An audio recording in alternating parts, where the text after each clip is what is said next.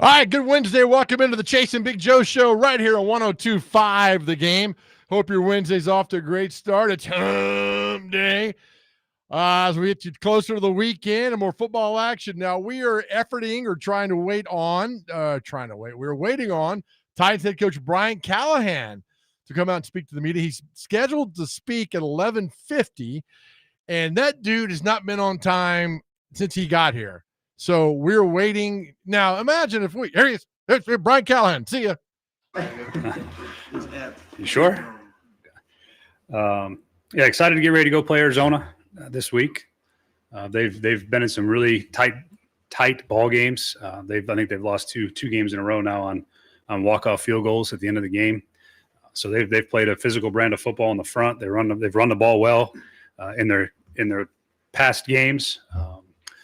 They got a very similar scheme to us on the offensive side, and then defensively, it's a unique setup. They do a really good job with how they use their players. A lot of different personnels and fronts, rotations, coverages. I got a lot of respect for their coaching staff. Jonathan Gannon and their defense coordinator Nick Rallis and Drew Petzing on the offensive side, and then Jeff Rogers, their special teams coordinator. It's a really good special teams unit. Those guys are all highly respected coaches. They do a really good job with what they have there in Arizona. I think Budda Baker is a phenomenal football player. You see him all over the field. He's a real difference maker on their defense for him. He's fun to watch play football. We got our hands full with making sure we know where he's at on every play. But they got a good team. They got some young players that are playing well. They got some veteran guys that are stepping up and contributing in some important roles. Calais Campbell's still out there doing it at a high level, which is crazy to see how well he's playing. So good team, got to go on the road and go play good football if we want to win. Knowing that quarterback growth is not linear, wondering about the footwork element of quarterback growth. And are there any indications that is more or less linear? There's certainly things, especially when you're coming from the college game into the pro game, and the timing is so much more exact at this level, and the progressions of the quarterback, where his eyes go, what the route is, tied directly into his drop and his footwork. Those things have to be very precise, and it does take some time for guys to understand what that feels like and what it looks like, where your feet are tied into really the progression. And so as your feet hit the top of the drop and you take one hitch and your eyes go 1 to 2 to 3, that's a huge part of playing quarterback in the NFL. And it's a process that takes guys a little bit of time. We're still working really hard with Cam on those things. There's moments where it's really good, and there's moments where he's continuing to understand and get better at it.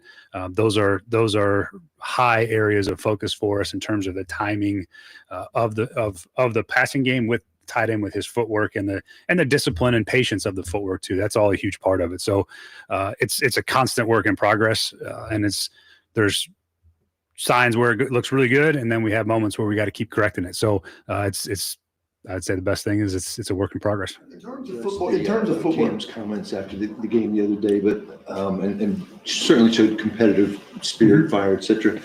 Any concerns though? I mean, this is a guy that is not used to not winning and struggling either. How do you deal with him in terms of those things that he is not used to? Yeah, he's still he's a young player. He's the number one overall pick. He's the face of a franchise, if you will. He's got high expectations for himself. We have high expectations around him, and we all want to meet those. And his ability to be in that spotlight in that moment, I think, is a growing process for him. I think he's growing up. I think he's starting to understand the weight of his words, what those things mean when he speaks and everyone's listening and watching. And then even though he says, he follows up the commentary with a lot of the right things, it's the one-liner that gets taken. And, he's learning how to deal with you guys and how to understand how to have those conversations and still, maintain the image that he wants to maintain as a starting quarterback. So growing up is not always easy. And I think there's some things that he's learning along the way, just like we all do. Back to the footwork thing a minute. When, as guys, from a young age go through as much coaching and tutoring and, playing as they have, and they advance to this level, shouldn't footwork be an issue that most guys are past? Oh no, they're never past it. There's guys that are in years into their career that are still working on those things. To me, I would liken it to it's probably similar to like a golf swing, right? Where you're sort of always working on it. You're always tinkering with it. You're always finding out where you can make it better, where you can be more efficient. Those are all things that guys are working on. I mean, all these guys still go all off season long to go see other quarterback coaches and guys to continue to work on it. It's a craft is the best way to put it. The footwork and the anticipation and the timing of playing quarterback it's an art form, and they spend a lot of time working on it, trying new things, tweaking it. So I would say it's never something that guys ever arrive to. I mean, it's something we're always constantly working on with quarterbacks, especially, young ones. And sometimes they don't get the same type of detailed footwork and coaching in those years of the 7-on-7s and stuff like that. They just go out and play ball. So yeah, I think it's a skill, it's a craft, and it's something that we spend a lot of time on. What's your perspective on blocking out the noise in general for yourself, for the players? Is it something that you think is super necessary? I know Bones was saying yesterday, sometimes he's motivated by criticism. What's your perspective on that? Yeah, I think everyone's got their own way of handling those things. Some take a lot more than others, but there's part of that you can use as motivation if you're looking for it. There's definitely ways that it can inspire you in some way, shape, or form. I generally take the stance that most things on social media and Twitter are generally poison. And I try to stay away from it as much as possible personally. I know, but our players are of the age and the generation of guys that have just grown up with phones and social media. So they see things, they understand that criticism comes with this job, good or bad. And you have to learn how to deal with both of those things, especially when things go well too. You got to deal with the praise part of it. I mean, they're both equally dangerous. And so usually my best advice in my own personal practice is I tend to not engage in as little of it as possible. No offense to you guys. You got to get Tate back and back on the 53-man first, but when he is back and healthy, what does that look like with him and Tony moving forward? What do you want to look like as far as distribution of carries, play time, and all of that? Yeah, I think putting a number on it or a finite statement on it at the moment until we know where he's at and how type of shape he's in and game shape. He hadn't played in a month. And he hasn't played yet this year except for the preseason game that he played in. So we're going to see where he's at, see how much he can handle from a conditioning and load standpoint. But certainly would like to have him involved. I mean, the way he was practicing in training camp was really exciting. We were very much looking forward to seeing how he could help us on offense. He brings an explosive element that and a change of pace that is going to be good for us. So hoping to get him involved as quickly as possible and as much as he can handle. Looking in, it seems like RPO is not something you guys are using as much. How much thought do you have on increasing that, knowing that that's one of the things that Cam did so well in college? Yeah, we've dabbled in it. There's some things. The RPO game can be hit or miss at this level. There's some really good looks at it occasionally, and then there's some not great looks at it. Defenses have gotten pretty good at finding ways to make it challenging. So yeah, there are things that we just keep probing and we keep working on and we keep finding where they might fit for us. Like I said, we've done some. We've done some run option things, not necessarily RPOs, kind of two different, pre-snap alerts versus actually like reading defenders. We've done a little bit of it, and we keep growing with it. We have plenty of it in the arsenal. We've worked at a bunch in training camp. Just depends on who you're playing and what kind of style and structure you face. Has he lobbied to you at all to increase that? Not anything out of the normal flow of conversation. Yeah, nothing out of the ordinary. No. You want to develop him in a drop back fashion, and a lot of offense has to happen out of that. His best stuff obviously has happened way off script. Sure. How do you kind of find stuff that feels off script to build for him that's actually, I think I think one of the things you saw, maybe from the Indy game in certain points is, and some of the stuff we've done over the years, like some of the boot game and movement game is very similar, where you're getting outside of the pocket and you're moving off the launch point and There's guys moving across the field. That first drive in Houston, same sort of thing happened. We're running a movement play, and they kind of cover the initial part of it, and Alec breaks across the field, and Cam's got time and makes a big throw off schedule. Those are the things you can interject and give to him that feel a little bit like that. So that, moving the pocket's always going to be a part of what we want to do. And that boot game and movement game is a good complement to that. You spoke real highly of Jeff's play so far this year the other day. I wonder if those accomplishments are even kind of more noteworthy given the fact that he's getting double teamed at the rate he is, and B, that you guys really haven't had another consistent pass rusher step up so far this year. Yeah. I mean, all of that aside, I just think that Jeff's playing football right now I'd be hard pressed, and I watch enough around the league. I'd be hard pressed to find anybody on the interior defensive line playing as well as he is right now. It's been really fun to watch him play football. He's been impactful in every way, shape, or form on the defensive line. I think he's playing football at about as high level as you can play. And the hope is that inspires those guys that are with them to try to match that. And I think they did. They played a lot better. I mean, we're getting better in that spot. I think we're using guys the right way. We're mixing in some of the pressure spots where we can help, alleviate some of those, just one-on-ones where we can try to send more guys to the quarterback. But those guys got to do their part too. That's all a part of the process, and keep finding ways to get them in the right matchups. But there's nobody, again, hard pressed to find anybody playing better football around the league than Jeff is. Weight loss has much to do with it. I think that's probably a better question for him on how he feels. But I mean, you see his explosiveness. I mean, that sack that he had, the speed that he got off the ball and beat the center really before he had even a chance to put his hands up. There's probably something to that. I think he probably could elaborate more on how he feels, though. What's your confidence in Joey at right now, and kind of what was the motivation for the kicker tryouts yesterday? That stuff is kind of normal flow of operations. Just front office guys doing their homework on what's out there. Again, always, just like I always say for us, we're always evaluating everything. And so that's just a part of the normal procedure. We have workouts every Tuesday. We always have guys in at all positions, even positions that maybe we don't think we need, but you're always taking a look at what's available should you need something. So it's more just doing your homework and making sure you know what's available.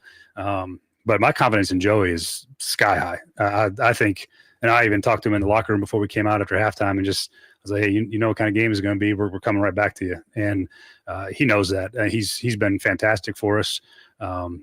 Those, kickers miss field goals occasionally. It just, unfortunately, missed 2 in a game. And the long ones are what they are. Those are more shots than they are necessarily anticipating 100% makes on those. But I believe wholeheartedly in Joey, and he's been fantastic for us as a teammate. I'll send him right out there again, kick it again. Denard and Denard and Bones yesterday talked about maybe the importance of simplifying things schematically to get guys to whatever it is, that think less, act more, get back to basics to try to, especially on offense, wondering what you guys can do to jumpstart a unit that hasn't been good enough. Yeah, that's all a part of the process when you're trying to evaluate on why do we not perform the way that we think we can? Why are we not producing at a rate that we should be? You always go back and look at yourself first. We all do that. I do the same thing. Is how do we best put our players in position to be successful? And sometimes the answer is do more. Sometimes the answer is do less. And I think our guys have done a great job of reflecting and understanding and trying to figure out what is the best thing for this version of our football team, this 2025 team. And every year, every team is different. And sometimes the things you think are going to be good going in to a season aren't as good as maybe you had anticipated. So you have to be ready to pivot and adapt and adjust. And that's the name of the game in this league, is how quickly can you pivot and adjust and find a solution to a problem. And that's our job, is to find as many solutions as possible. And that's always a part of it, is what do we need to do? And if it is simpler, then that's what we'll do. If it's a different schematic approach, then we have to do that. And that's what the good coaching staffs in this league do. And we got to do a good job of finding a way to get a win. And that's our focus. And whatever that takes, we'll be willing to do. All right. Thanks, Coach. Right. That is Brian Callahan, who did his press conference. We'll react to some of that coming up next. Chase and Big Joe, 102.5 The Game.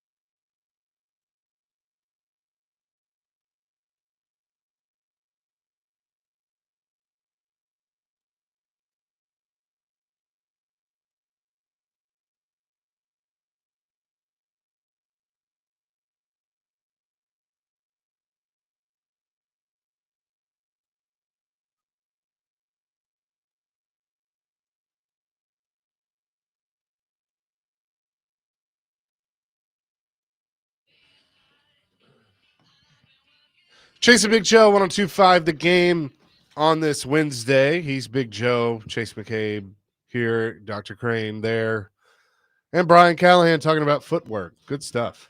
Hey, your house is burning down, but how's that footwork of Cam Ward? Not once. You're asked twice about his footwork. Nobody cares. Literally, nobody cares about your footwork. What are you doing to improve the team? And how many times can you say, in a press conference? Is that he spoke for 14 minutes and said nothing. So I don't care about Cam Ward's footwork. I want to care how you're going to improve this team. Are you going to win on Sunday? I got none of that from him. Yeah. Zero. Well, because he doesn't have answers. Look, let me ask you this. This got me a little upset. Okay. Your kicker misses 2 field goals. Yeah. You go to him at halftime. It's okay, buddy. Hey, yeah, we're coming back to you. It's okay. How about make it or it's your ass? One of the two things. Where's the fire? There's no fire in that organization, except add a D to that. Well, they're on fire. Which should be fired. That's just terrible. I mean, it was a way. I apologize to our listeners out there for that press conference because it was god awful. I apologize. Well, they understand. Feel better now. Good. 615-737-1025 is our phone and text line, driven by WilsonCountyHonda.com. 0388 says, I'm waiting for him to say, quote, I got a beautiful 78 Pontiac out here. Old lady from Bellevue owned it. She didn't hurt it. It'd be great for you. He's got to go. He's got to go. Used car salesman. Take your best offer right. Today only, though. Today only. Not guarantee you'll be here tomorrow. Yeah, man. I just don't. Yesterday's price is not today's price. That's right. Fat Joe. That's Not right. you, but. You son of a swear to God. Insulted. I'd call HR, but it's Chase, so I don't know what I can do here. Oh man, it's just another day of just what's happening. It is, but and we got to wait till 3:15 Sunday to watch this disaster of a team play. It can't be over by 3. They don't play till 3 out in Arizona. So Callahan's talking Arizona how it's the next coming of the '85 Bears, which they're not, but. It's I don't know, man. 3-18. You're talking about being nice to your kicker at halftime. I just don't. This guy. Yet they supposedly had some in to try out. Did they? Well, that was the question. Oh, I tuned him out most of those. Sorry, parts. didn't mean to. That's okay. I'm having trouble breathing, talking, all the things today. That's okay, buddy. All right, man. We're here to help you. Playing hurt. We are here to help you. I didn't get a phone call, by the way. They said they had kickers. I didn't get a phone call. Could you kick? Oh, yeah. I can kick a easy 40. What about 50? You got to go. I mean, We'll see. the NFL, you got to kick 50. Got a tight hamstring, okay? I don't know if we can get to 50. Can you think you could kick a 40-yarder? Yeah, I've done it in the past. Done it in the past. All yeah, right. like 5 years ago. All right, we need to go outside and take. Well, this. let's go call McGavick and let's go over to McGavick and set You up. know what? And, No, here's what we'll do. Don't you guys have a game tomorrow night at Stratford? Yes. yeah. There we go. I'll do it. I'll come out there tomorrow night. Hang out before the game. Done. See if you can kick a 40-yarder. Are you a soccer style or straight on? Soccer style. Okay. I don't toe poke it. I'm straight on, brother.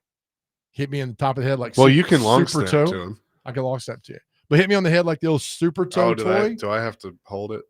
Yeah, unless they have one of those little tees where they have the needle on them. Yeah. Yeah. We'll get somebody. We get Pogue to hold it.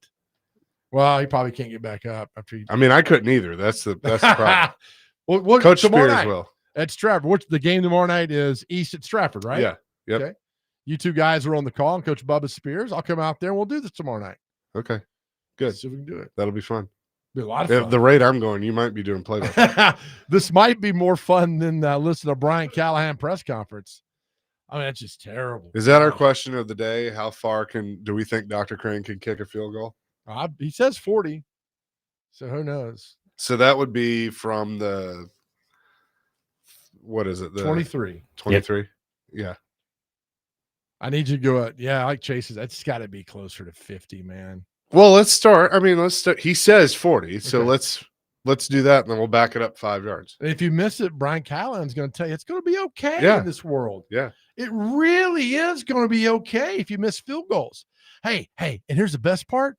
I'm coming right back to you.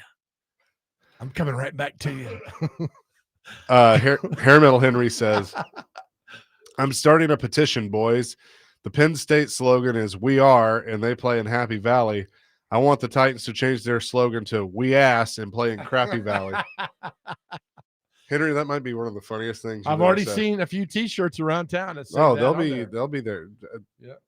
Now on the show, What would you do if Vrabel walked out and won? Oh my gosh, that would be the absolute best.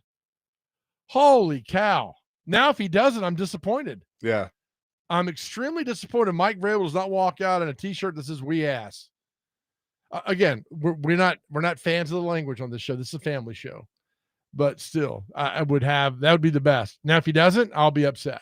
But he's got to do that in all ways possible. But no, that's not our question of the day. No, what is our question of the day? Well, I had about a bunch in my head, but now that the airport has redone all the red lights, I'm curious. And I've talked to Jill Jelenic about this. We had this question a long time ago. What, Dr. Crane, wait on this, Joe, you're on the phone. What's the longest red light in Nashville? I'm curious. What do you think is the longest red light in Nashville? Because the one at the airport now, the first one, Donaldson Pike, coming towards the airport, is at least the one down here at Murfreesboro, Pike, and Donaldson. Like, I skip a birthday usually. If you don't hit that just right, you might as well just pack it over. Let me tell you something. Having lived here my whole life, you know, and you too, in Dr. Crane 3, we know where the slow red lights are. So if there's somebody in front of you that like they could push that yellow and they don't, you want to get out and fight them. Yeah. Right. Yeah. Like, and there's always this person in front of me. I'm like, go. And I'm like, you son of a, like, I just, right. I'm like raising my hand up and everything. I'm like, where'd you go? You're a dime. See, that's what red lights do to us. They drive us crazy. So there's a red light on Lebanon Road that I cut through a parking lot to avoid it. And I do that. But I'm just curious, what do you think? What is the longest red light in Middle Tennessee? That's the question. I tell you, my dad, my late father, had the greatest line ever. So he was on Highway 70 in Bellevue, and he pushed a yellow. He ran the red. Like it wasn't pushing the yellow. The yellow was gone. So a cop was behind him and pulled him over, and he knew, like, he was like, So a cop comes up and goes, you ran that red light back there. And he goes, man, it was still pink. It wasn't red. It was still pink. And the cop laughed so hard at it. He let him go. Oh, that's an excellent one. I should use that. Yes. To get out of it. He's like, yeah, I know it wasn't yellow, but it was still pink. Oh, so that cop's like, this guy is psychotic. Get on your way. I'll see you later. No, I want to know. I mean, the one at Lebanon on Dawson Pike before the airport, before you cross over, is a minimum 12 minutes. Yeah. Now it's not, but to me, it's forever. Here's the opposite of this. Okay. There is in Bellevue, there is a light at Highway 70 in Sawyer Brown. By the mall. Or where the mall used to be. Yeah, there's a Mapco at the corner. There's the Walgreens on the other side. So it stays green on 70 for a majority of the time. Until, but here's the thing. When you get the green on Sawyer Brown, you better go. Because that thing's going to change in about 3 seconds. God, then why even have a light there? I know, but like I'm one of those usually, like, I'll count 1 Mississippi, 2 Mississippi, honk. Right. It is 1, burn, go. We don't have time. No, don't look at me. Go. Is there a cut through to avoid that light or no? Oh no, because you got to cross 70. I would never. I'd build a bridge there. Like, I just build a bridge. Like, screw the red light. I would never go that way. If I knew that's going to happen to me, there's a Lebanon Road in Grayland for all my Donaldson friends, the one in front of Holy Rosary. That light only turns red when I'm coming by. That one, you're right. That light can go straight to hell. Yeah, I'm telling you, straight to hell. So Grayland, dude, there are so that one, right? Because when Mom worked there, but there are so many lights in this town that I'll use the joke of, like, the people be like, hey, I thought you'd be here sooner. Well, I caught every damn red light on Murfreesboro Road. They're all working, by the way. Yeah, right. It's terrible, man. Dr. Crane, real quick, where's your red light? I can't really think of one. On the way in, there's nothing? On your way home, you'll think of 5. Yeah, I know. I don't know. Like, whenever I drive, I make sure I drive with a purpose so I don't hit red lights.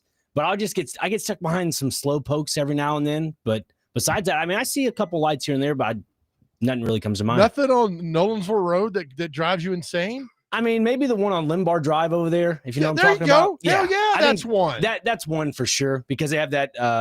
I guess the Hispanic market. Yeah. They have all those people It's like cooking and Art stuff. Pancake is right across the street. Yeah, there. Art needs to get off his ass and change that red light because it's bad. So you got one. We all got one. We All got one. All right, feel better now. We're gonna therapy. Air Metal Henry again. The longest red light in town is Brian Callahan keeping the Titans from going forward.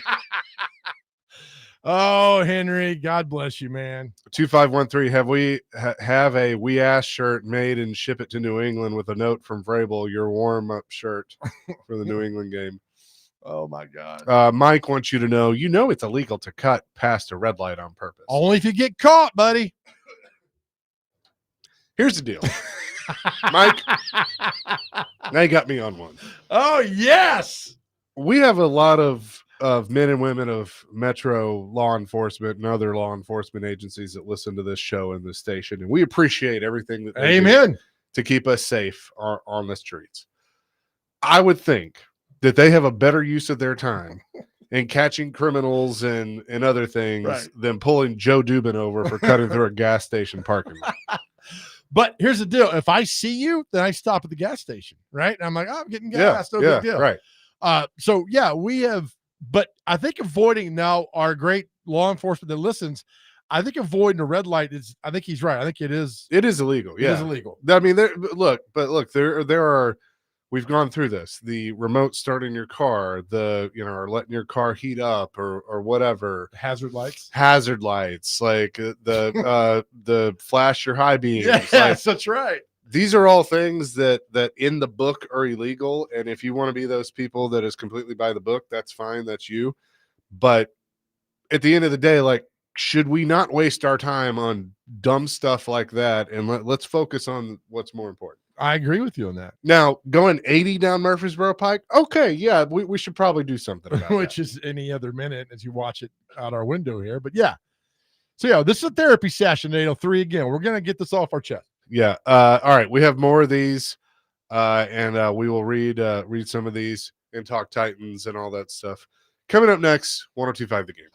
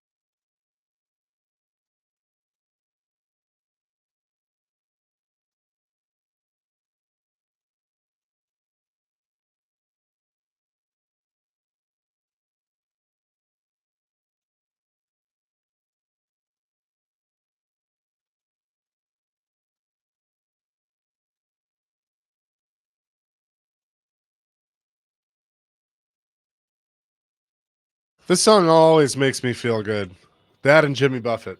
Because there are no red lights on the country road, right? They're not. That's why it's a damn good song. Chasing Big Joe, 102.5 The Game. Our question of the day, brought to you by Aries Tactical. Your safety, your skill, your Aries Tactical. Check them out at ariestactical.com.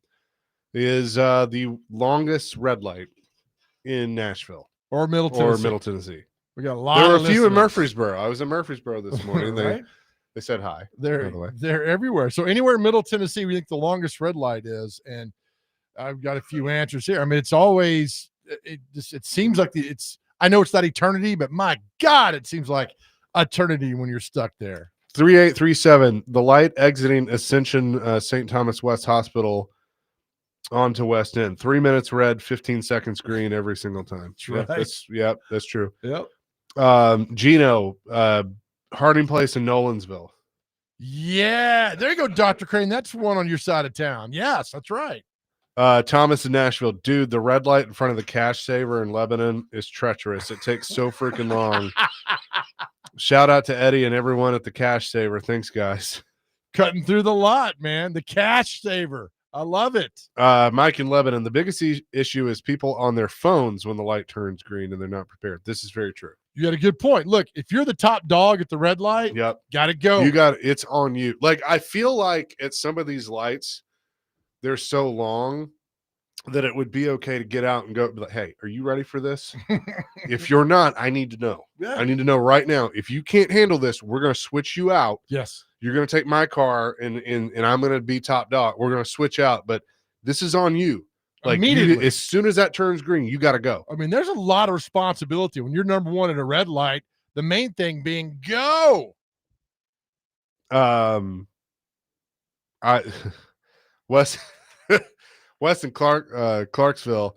I sat at a stop sign for 10 minutes. I'm waiting to turn green, and then I realized it was a stop sign and not a stop light. Some good gummies there, buddy. When I was learning how to drive, so I would drive with my grandfather and my dad, both of them. And I don't know what, but my dad just intimidated me whenever I would drive with him. And he wasn't intimidating. It was just, it's dad. You don't want to let dad down. And so, and I guess I was that way with my grandfather too. But anyway, we're driving and we pull up to a 4-way stop. And we're just sitting there and he just goes, "You waiting for that stop sign to turn green?" Let's see. Lebanon Road, close to downtown. Late night, the lights that are green will turn red as you approach them. No one waiting on them. What do you do? I'm not gonna. That's up to you. Got to tell you what the JoJo does? No, don't incriminate yourself. Oh, I'm not. That's illegal in 7 states, isn't it? I find a way around that, and it works. And I've never been legally. I find a way around that. I'm not sitting at a red light when nobody's coming. I am not sitting there wasting my time.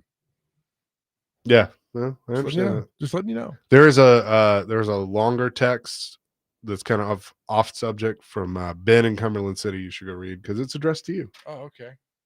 It's very nice. Chris in Clarksville, the intersection at Trenton and Tiny Town Road in Clarksville is freaking horrible.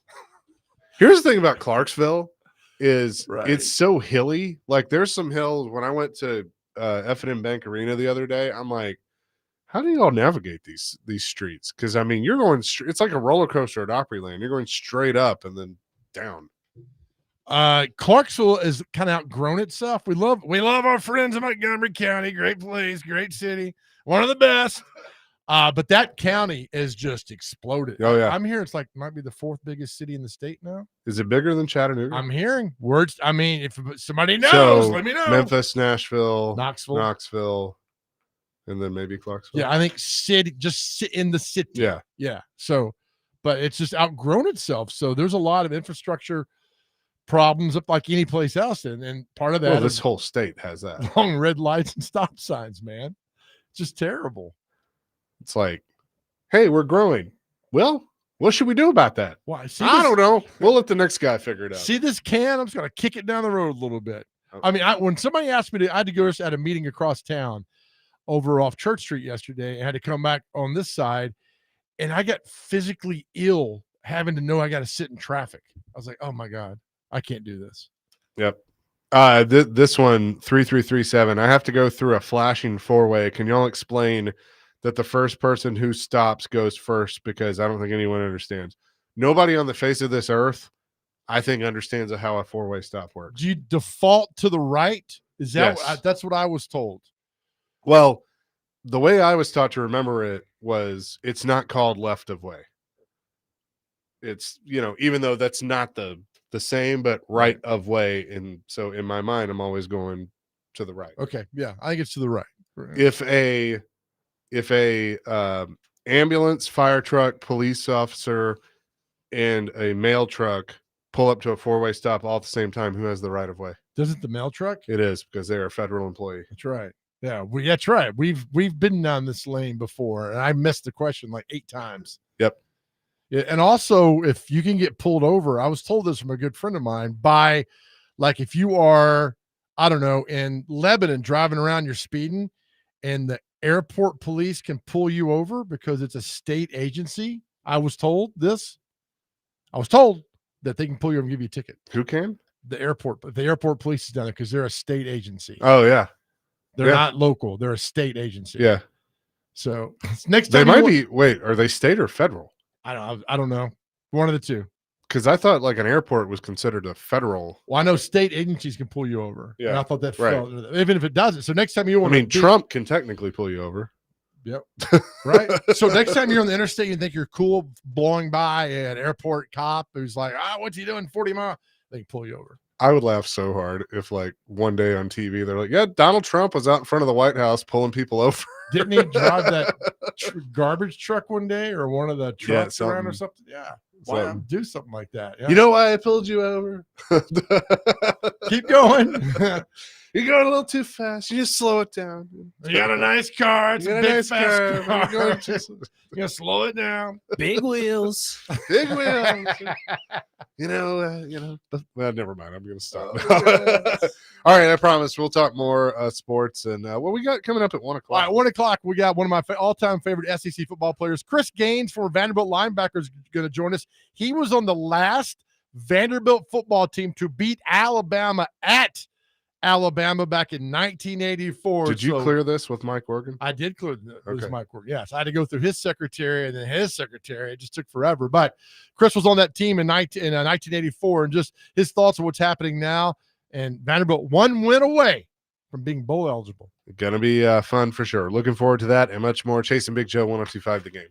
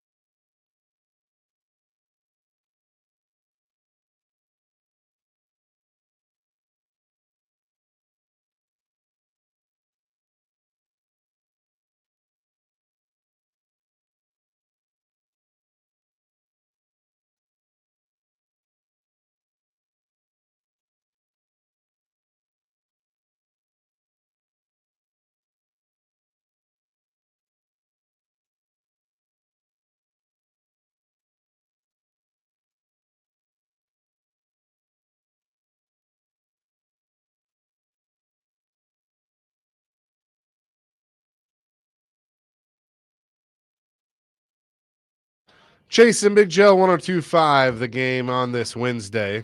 I will give each of you $5 if you tell me who wrote this song. Jerry Jeff Walker. No, sir. His daughter is a very famous singer. Billy Ray Cyrus. No. No. The Great. His number one song was "I'm a Coca-Cola Cowboy." I'll let you look it up and you see who sung the song. But until then, don't you dare damn Google Chaser McCabe. I am good. I'm like, oh, okay. Yeah.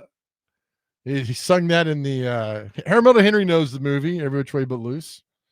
He's in that movie singing. The great Mel Tillis wrote that song. I have an interesting stats Yeah. about the Alabama and Vanderbilt game coming up this weekend. Okay. So I got this from DraftKings. It's one of the marquee games, obviously, this weekend. In Tennessee, 80% of the money is, where do you think? On Bama. Vanderbilt. Really? At plus 10.5. Nationally, 75% of the money is on Bama. Vanderbilt. Oh, what? Plus 10.5.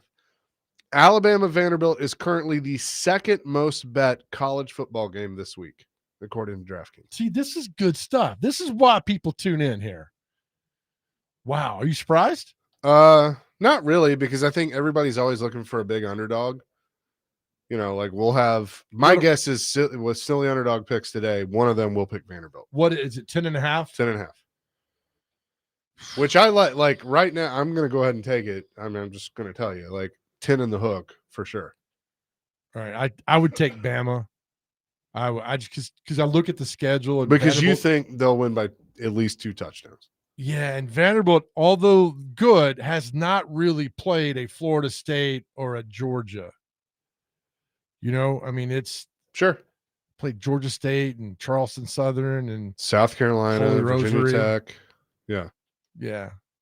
So just because of that, I just think Bama wins this game by more than that.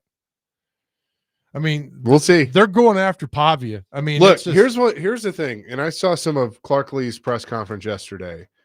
He was asked about, you know, the history and everything. And he said, oh, I'm not familiar with that history. They have the right mentality of, yeah, they know that nobody's going to pick them. They know that history's not on their side and all that stuff. They don't care. And it's one thing to say you don't care, and the other to show that you like, hey, we're just focused, and they're focused.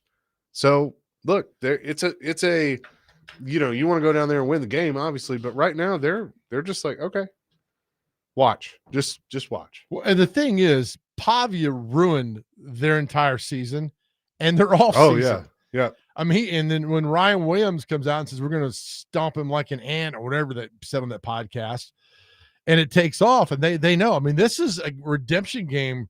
Alabama's had very few redemption games. Very few. Almost, I can't recall another one. And so now they've got one against Vanderbilt to get that bad taste out of their mouth. For Vanderbilt to go down there, knock off Alabama and Tuscaloosa would be heavenly, would be amazing, because you've knocked them out of the playoffs. They're done. They got 2 losses. They still got to play LSU and some other tough schools, Tennessee. I mean, I think they're done if you knock them off, and they know it, man. That's why this game is so important. 9013 says taking Bama. Okay, thanks. Thank you.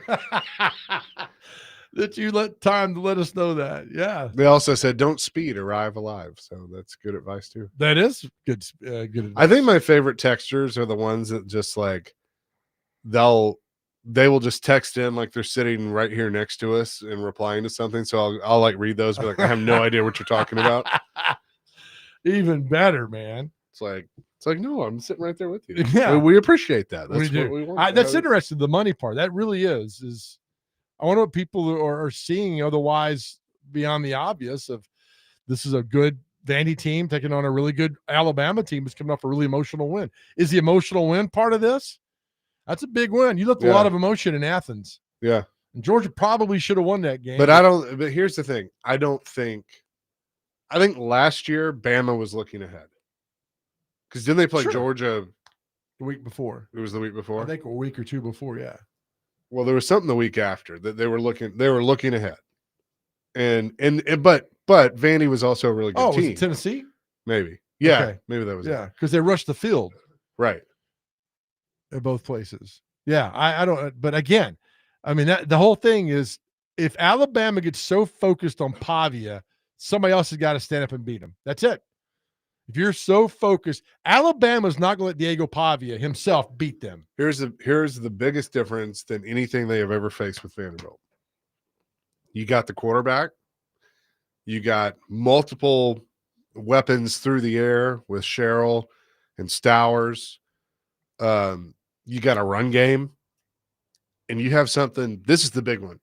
They have an offensive line. Vandy never had offensive lines. What did Will Muschamp say yesterday? That's an experienced and good offensive line. That's almost the first thing he brought up yesterday. Yeah, and the defense too. Like defensively. My dad's favorite joke with Vandy was doctors and lawyers can't play right tackle. Yeah. You know, I mean, because that's how it was back in the day. It's was different now. Well, that's the whole thing. You were too young. You don't remember Beano Cook, but Beano Cook in 1982 asked, what are Vanderbilt's chances of winning the SEC? And he said, the other 9 schools have to go on probation. Right. And so the narrative could turn on Saturday. It really could. And the thing is, Clark lived all that as a fan growing up here, and then as a player, and now as a coach. So, like, you know, I'm sure he hears some of that stuff now and kind of laughs. But like we asked him at SEC Media Day, like, is the quote unquote same old Vandy narrative gone? And you know, no, not yet. You know what? I would love to get into a bar fight with Clark Lee. I think he's sneaky badass. Oh yeah. Because he's got that bald-headed MMA look he's got going on over there, and he's smart, very tactical. Probably whip a lot of ass. That's a great way to describe him. Tactical. Yeah, I think I don't want to fight. I want to be on his side when we go into a bar and fight. Sure, 100%. Well, coming up next, Chris Gaines. Yes, former Vanderbilt line, one of my all-time favorite SEC players. He was on the 1984 Vanderbilt team that beat Alabama at Alabama last time they did that. So it'll be good to catch up with the former linebacker. We will talk to him coming up next. Chasing Big Joe, 102.5 The Game.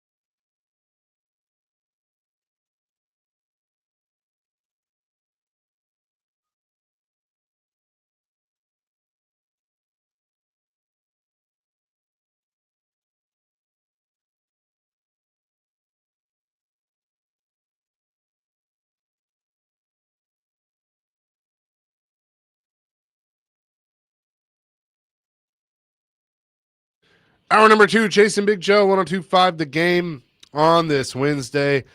And the big one coming up this weekend, Vanderbilt heads to Tuscaloosa to take on the Crimson Tide. Joe, I will let you do the honors for Well, the last time Vanderbilt beat Alabama, and Alabama was 1984, and our next guest was the starting linebacker on that team. Let's welcome in one of my favorite people in the world, Chris Gaines, to the show. Chris, how are you? And thanks for doing this, my man. I'm doing great, man. How are you guys? We're doing good. well. All right, we'll talk about this current Vanderbilt team, but what do you remember about 1984, about going down there when nobody thought you guys could beat Alabama and you absolutely went down there and kicked their butt? Man, it was kind of the same situation, Joe. We were 3-0 at the time, going into Tuscaloosa, ended up playing really well, beating Alabama there. It was a shock to everybody. And we were 4-0 coming back home, and then we went on a losing streak and ended up 5-6 for the season. So the season didn't end well, but that early start was pretty impressive. Yeah, when you go down there, and you've been in those games, when nobody thinks you got a chance, and you're playing the mighty Alabama, and you walk off that field victorious, what was that feeling like? Well, it was huge. And, I think we had the attitude that they've got now, and that is, we can beat anybody. We deserve to be here. We're prepared. We put the work in, and we're going to go out and make it happen. I think that was the attitude we had that day, and we were able to accomplish it. Chris, what was the pregame speech like by Coach McIntyre? Well, at that time, we were ranked and, we had a chance to really do something very special. So it was really about, the preparation that we've done. This game's not too big for us. We deserve to be here, and we can go out there and beat this team, and that's what we're going to do. What do you remember about your quarterback was Kurt Page, right? Yeah, Kurt Page, yeah. What do you remember about playing with him? I know Kurt very well. Man, I love Kurt. I always thought a lot of Kurt and had a lot of respect for him. He was a tremendous talent and, very dedicated to the sport, and he was tough. I like a quarterback that's got a little fire, that's got leadership, and that's the way Pavia is right now. That's the way he's playing. That's the attitude he has, and Kurt Page had that same type attitude. We've said that the thing with Pavia is Vanderbilt has not just the quarterback, but has a personality, a player that they truly have never had before. And in today's climate with college athletics, how important that is because you're getting all these eyeballs on the Commodores. Do you see it that way too? I do. And I think Pavia, deserves a ton of credit for what he's doing, and not just for himself, but what he's doing for the Vanderbilt community and the leadership and the toughness and the energy that he plays with. It's just contagious. And, I say this often because people ask me about Pavia and what I think about him. The first thing I say is just throw out the measurables, throw out the height, throw out the arm strength. Whatever you think he is, he's a winner, and he's tough. And he makes people around him better. That's what leaders do. That's what champions do. And that's what he is. We're talking to former Vanderbilt All-American linebacker Chris Gaines on the Chase and Big Joe show. Chris, Chase had a good point earlier about this new uncharted territory for Vanderbilt. They go down there, beat him. They're 6-0, and it could change the narrative. And Clark Lee, and I know you know Clark, has seen it all as a fan, as a player, as a coach. He's seen those bad times. What would – talk about the job he's doing, but what would this mean for the overall if Vanderbilt can go down there, Chris, and knock off this team the way Vanderbilt is right now? What would that mean for the national narrative? Well, it would absolutely be huge. The big thing's recruiting, NIL and all that, how much it will help with that. You're going to get a national spotlight. You're going to have eyeballs across the country on you, millions of people watching game day in this game. And this is a chance to take it to another level. And that's what Clark Lee's prepared them for. And, really, Joe, I was over there the other day for the South End Zone ceremony, and I was just very impressed with the chancellor, the athletic director, Clark Lee. They all spoke, and they all believe in the mission. And there's tremendous support from the chancellor and Candace, the AD, and Clark Lee. He's got a plan. He's executing that plan. They're being diligent in their work ethic and their preparation. They're making it happen. And win against Alabama will completely change the scope of Vanderbilt football. Chris, the Alabama players don't like Pavia. He ruined their season and their off season. They've talked all season about stopping him. Can you get so invested in stopping somebody that you don't stop him? Does that make sense? Like, you know you're going to do it, but you're there, but physically you're just not there because you overthink and overthought this. Can that be a factor in Vanderbilt's favor on Saturday? It can, but I just think the offensive coordinator has been brilliant in his play call and in his scheming, and a lot of motion, a lot of things to look at and prepare for. So it's very difficult to really focus on Pavia because the way they run their offense and free people up, he's got so many options that it makes it very difficult on a defense. And so I think the key to the game is, they got to get some early momentum and score some points, and they got to control the time of possession and turnovers. And on defense, they can't give up big chunk plays. And I think they can do that. I think they will do that, and that's what they're preparing for.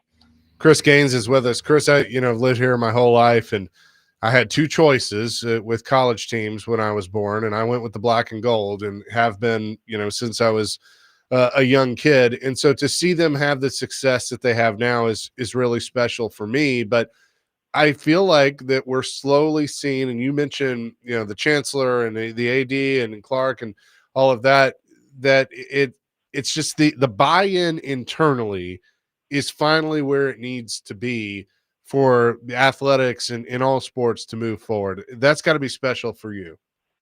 It's very special. And, it's been a long time. And just the enthusiasm and excitement over there on game day, it's even different. And, the way Vanderbilt is playing now, you don't want to play Vanderbilt. They're a tough team to beat. They're a tough out. And you've got to play to beat them. And that hasn't always been the case. And it hadn't been the case, for many years throughout the history of Vanderbilt football. But to know that they're going to go out there, they're going to be prepared, they're going to play hard, they're going to fight, they're going to give you everything they got, that's exciting. And that's what fans rally around. That's what they want to see. And that's what creates the excitement. Chris, how do you like the new upgrade to the stadium over there? I love it, Joe. I tell you, the end zone, that south end zone is just really impressive. It's just a whole different atmosphere and vibe. And, it's exciting and it looks really good. And, I think they've done a tremendous job, creating these opportunities to move forward and grow this thing even bigger. I love it. Hey, before we let you go, you and I one day in the Donaldson Y and the sauna had a great conversation about John Candy. You, for those that know, you played in Toronto in the CFL. You won a Grey Cup. John Candy was the owner, and you and him had a really special relationship, didn't you, Chris? We really did. And, there was 4 or 5 of us, Rocket Ismail, some other guys that when we were on road trips and he flew in, he would call up to our hotel rooms and he would invite us to dinner. There were 4 or 5 of us, and he was the same in his movies as he was in person. Just a super guy, super funny, just a very humble guy. And we had a blast with him. But it was our championship year. We won the Grey Cup in 1991, and we were in the championship parade downtown Toronto. And it just really shocked me. He pulled me aside into this tavern. It was called James Tavern.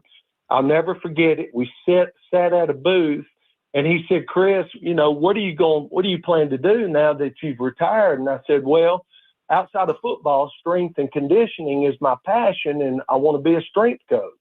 And he said, "How would you like to be the first full-time head strength coach in Canadian football history?" And I said, "I would absolutely love it." And he hired me right there. I had no idea, didn't know what I was going to do. And so it was very nice of him. And super appreciative. Oh, what a great story. Chris, as always, man, thank you. You know, I think the world of you and your family. I appreciate your time, my man, and we'll catch up Likewise, soon. Joe, Chase, thank you very much. Y'all have a great day. You too. Thank you, Chris. All right. Chris All right. Gaines joining us here on the program, former Vandy player and Strength coach. the strength I did not coach. know that. I knew the story, but I forgot the end part about being the first strength coach in the Canadian Football League, That's hired by pretty cool. John Candy. That's pretty cool. Right, That man. is really cool. So good to talk to him. Coming up next, Paul Kuharski has a really interesting story on his website that I want to bring up about ticket sales and maybe how delusional the Titans organization truly is. This is good. This is fantastic. We will do that coming up next. Chasing Big Joe, 102.5 The Game.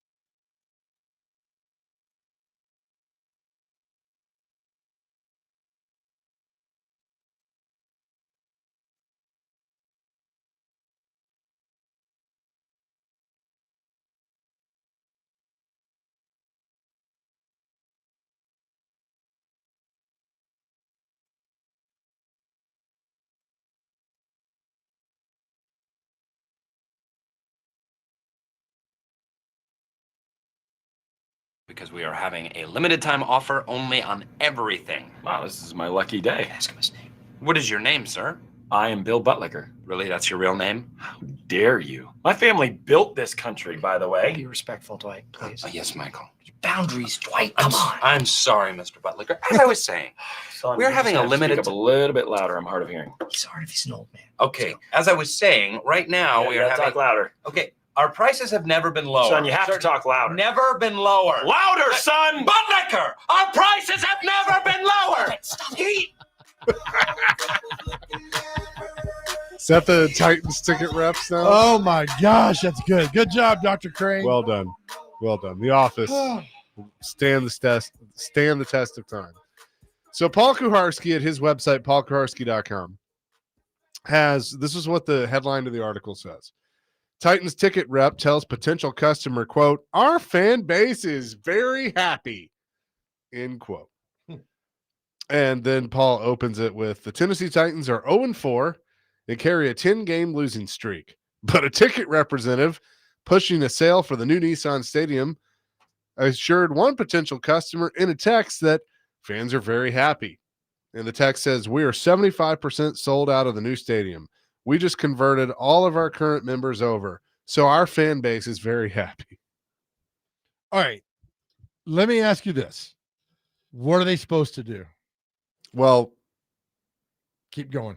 the message came in response to a complaint about the firing of Mike Vrabel. And basically it was like, if you're loyal, I'll be loyal, etc. And it was just like, okay, that's the response. Well, Paul gets a comment from Kate Guerra, who is the Titans vice president of communications and corporate affairs, which says, quote, "Thank you for flagging this. We missed the mark in a big way. These comments have been addressed and we will do better." Let me tell you what. Brilliant from the Titans. You know why? It's now a non-story. Yeah, because they've commented on it. Yeah, they did not hide. They did not try to sugarcoat it. They admitted they were wrong. Now, and let me clear this up, because that response is them saying they're 75% sold, because they're not. And that's where I think she was commenting, was that, hey, we'll work on that. Not necessarily the very happy, but they're trying to say that they're almost sold out. I heard they're all. Are they not? I heard they were almost sold out. He says in the article, quote, "Also, it isn't factually correct that the team converted all its current members over. I know PSL holders from the current stadium who have not purchased for the new venue. The lie throws into a question other things the Titans are saying, like the 70 to 75% of the new building being sold." Okay. I've heard all kind of things, right, from some very good sources that it's almost sold. So I don't know. But it's not it's not it's not the fans. Like, you're sitting there saying the fan base is happy.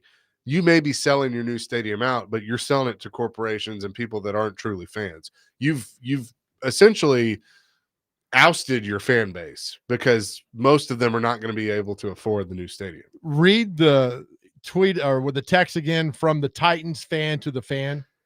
"We are 75% sold out in the new stadium. We just converted all of our current members over. So our fan base is very happy. Reply stop to opt out of these texts." Stop. Get me out of this. Okay. I mean, I'm playing your role. I don't, if you work for them, you want to, like, hey, everything's great and fun. Meanwhile, your stadium's burning. But I think that's a good employee. I guess you're selling the product, right? I think that would be, am I missing this? Do you want to call in and say, hey, look, listen, Chase, don't buy this. This place is garbage. They're going to fire everybody. Don't be part of this. Save your money elsewhere. Go, just get away from it. I want somebody to say, look, man, yeah, we're happy. Fine line, right? It's right, subjective. but don't insult my intelligence either. Yeah, the fan base is happy. You could have taken that out. Yeah, well, and saying that you converted all of our current members over, because we all know that's not true. I know people that have PSLs at the current stadium that are not purchasing at the new stadium because it's too expensive. Quite a few. Yeah. Quite a few. So don't insult my intelligence. That's my thing. Like, you can, great. If you're 75% sold out, good on you. Yeah. And that's good for the Titans. Finally they did something, I think, a little bit correct. And they got the message out and said, hey, we're wrong on this. Now it's a non-story. because they did that. They got out ahead of the train and figured it out instead of not saying a word. Had they not said anything, this would have festered all day. It's good. Good for them. They did something right for once. Mm-hmm. You're disagreeing with me. That they did something right? Yeah. I like the message from Kate back to the family. Yeah, no. I think it's quite the opposite of their usual strategy of let's go run in a hole and hide. Yeah. It's much better than the first question. And listen, I'll say I like Kate. Kate does her job very well. Yeah. Well, I think it's better than the questions of asking Brian Callahan about Cam Ward's damn footwork. Yeah. When, the problem over there, God. let me say this. The problem over there is not their communications department, because they've got some very good people that work in that department. Uh-huh. The problem is they don't listen to them. No, the problem is they have a bad product on the field. That too. But I mean, like, we know all the going back to Robbie and, people that are still there. I mean, they got good people in that department. It's some of the times they don't want to listen. Yeah. The funniest part to me, and for those who are around, when a PR staff gets intimidated and they can't do their job, Randy Moss intimidated that entire PR staff. And if they tell you he didn't, they're lying. The way Randy Moss conducted press conferences over there and had them like, oh my God, we don't know what to do, was something I'd never seen before. I've never seen afterwards to do all that. But look, it is what it is. Fan base is not happy. And that's the bottom line, man. Yeah, but none of this surprises me anymore. It's just, it's a shame. And look, I'm careful how I do this, but I think it should be said. You look at how another organization in town conducts their business and runs stuff, and they're not perfect. And they will tell you they're not perfect. Talking about the Predators, Sean Henry's been on this show, these airwaves many times, and said, look, we've had ideas that we thought were great ideas that turn out to be bad ideas. And we'll admit that they were bad ideas, but that's what a good organization does, is you celebrate the wins, but you take the L's and learn from the L's. The stupid pedal tavern. Right. The pedal tavern is the one that everybody uses. And look, they have made fun of themselves. Right. They, had when it was being towed out of the arena, like, that's the only one I can think of. That's it. I mean, I could sure. I mean, there's others, but that's the only one. There depends on who you ask. You're always going to have fans that think that no, they've done this wrong or this right or whatever. But the fact of the matter is, I believe, and I'm not just saying this, I truly believe when the Predators say they listen to the fan base, I believe that. When the Titans say it, I don't. Yeah. Because they're the NFL. They're the NFL, right? The NFL has this, mentality of like, look, we're the NFL. Right. You're gonna do it whether you want to or not. That's exactly right. And in some ways, they're right. I mean, like, the thing is, as Paul said in his tweets in the article, if you really want to invoke change, stop buying a ticket. Stop going. Cancel your Titans house appointments. That ain't gonna make a damn lick of difference. If it's big enough, it would. Nobody's gonna do that. Right. That's my point. That's my point. But like, if Amy all of a sudden like picks her phone up and starts checking the financials and sees that there's a bunch of minuses and they're going way down, then you've got her attention. And then she sees, oh, did the check from Amazon come in? Oh, okay, we're good. Yeah. Right. The tone deaf. You're not going to make a difference. You don't buy. Somebody will buy those tickets. It doesn't matter. The thought of them hanging on to Brian Callahan through the end of the season, which I think they're probably going to do. Terrible idea. Well, but you of all people know why they're going to do it. It's a very simple reason of why they're going to do it.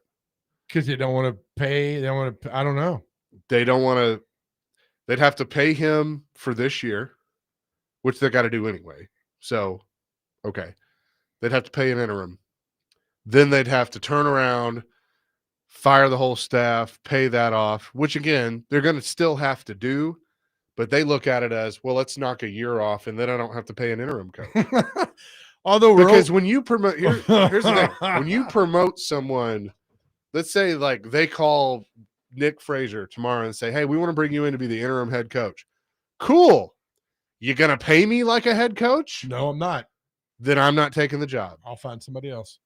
No, but well, and nobody will. They will pay them like a head coach. They're not going to pay somebody. They will pay them like $2 million interim. Ain't happening. I believe they will. Won't not a chance in hell. Mike McCoy, you get it. Here's $100,000 bump. You're interim. That's all. See ya. You want it? I think it's more than that. Okay. I think that's why they're not doing it. That's my whole point. No, she's not going to dole out millions for an interim. There's no way. That's why they're not doing it. That's what I'm saying. You're making my point for me. Well, I'm just saying, you give Mike McCoy, here's $100,000 bump with the interim head coach. Hell yeah, I'm already here anyway. Yeah, but I'll do it. But and there may be rule. I think there are actual I don't know. rules behind that.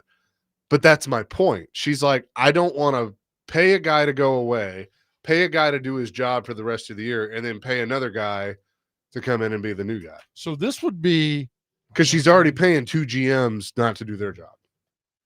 So this would only be this. So this you got Malarkey, Vrabel, and now so she's hired 3 head coaches since 2015, 10 years. Correct. Okay. So this would be number 4 and 11. Correct. God. Yep. For a team that went 16 years with the same head coach. I'm just a phone call away. Call him.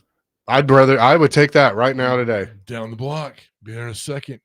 Greg, run the Cats. I was gonna say, maybe can I bring Pogue with me? He's a great guy. He's been around a long time. Worked at every paper in town. Kind of like his friend that's worked at every TV station in town. But I like him. I'm gonna watch on a Friday night. Who is that? That's when his voice gets real high. Oh. Yeah. Yeah, you kind of got to go up there and then you come back down. We're auditioning. Couple of great guys. Really do a good job. Oh my gosh. More coming next. Chasing Big Joe. 1025 the game. Yes.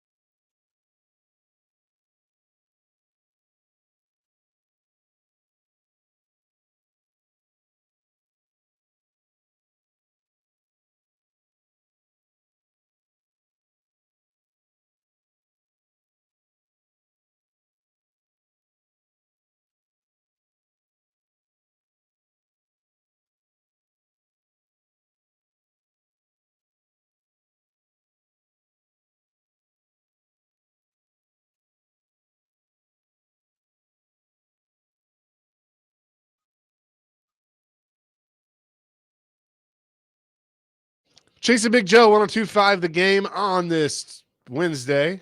Had to think about that for a second. Is that Montel Jordan? This is how we do it? You can talk in the mic. Yes. Okay. What Sorry, about I'm just. What about Will Ferrell in The Office when he became the boss and he's going to dunk? He's like just like Montel Jordan, and he does the song and he goes up and he breaks his neck. and all that. D'Angelo Vickers? Yeah, that's the only really funny part that he gave to The Office. You're talking about the invisible balls. Remember? Yeah. He was juggling. Yeah. Can somebody throw Excuse me? me a third ball? All right, the old improv act on that.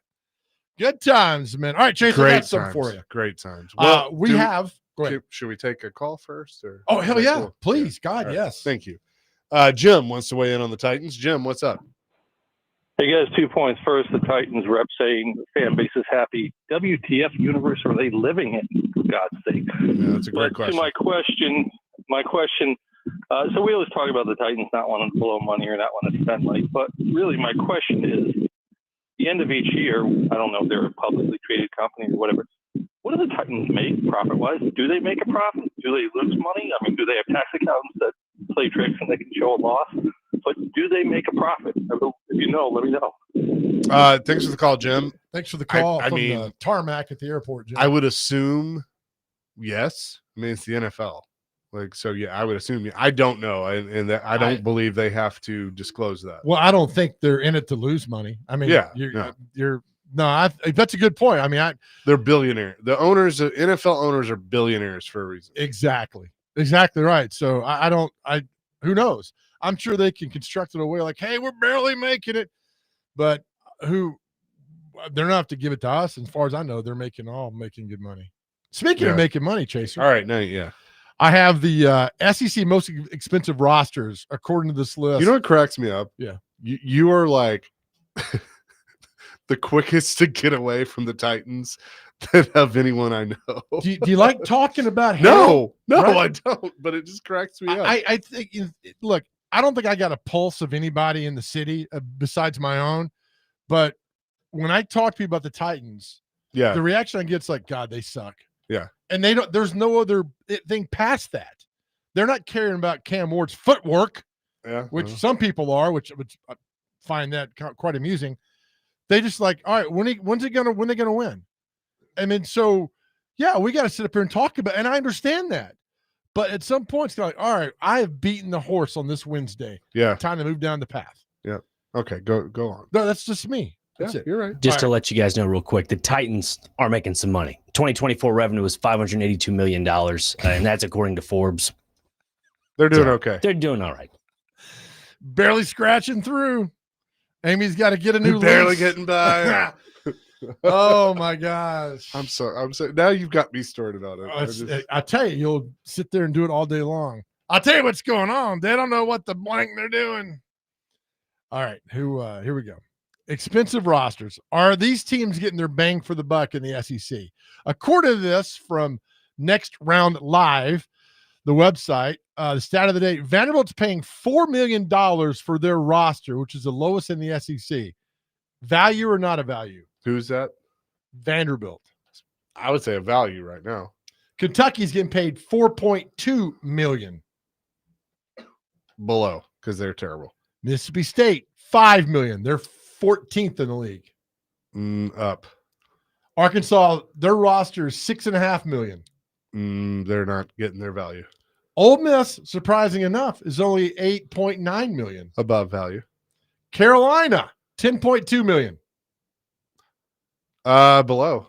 Florida, 10.4. Way below. What world do we live in that Missouri spent more on their roster than Florida? Missouri, 11.5. Below.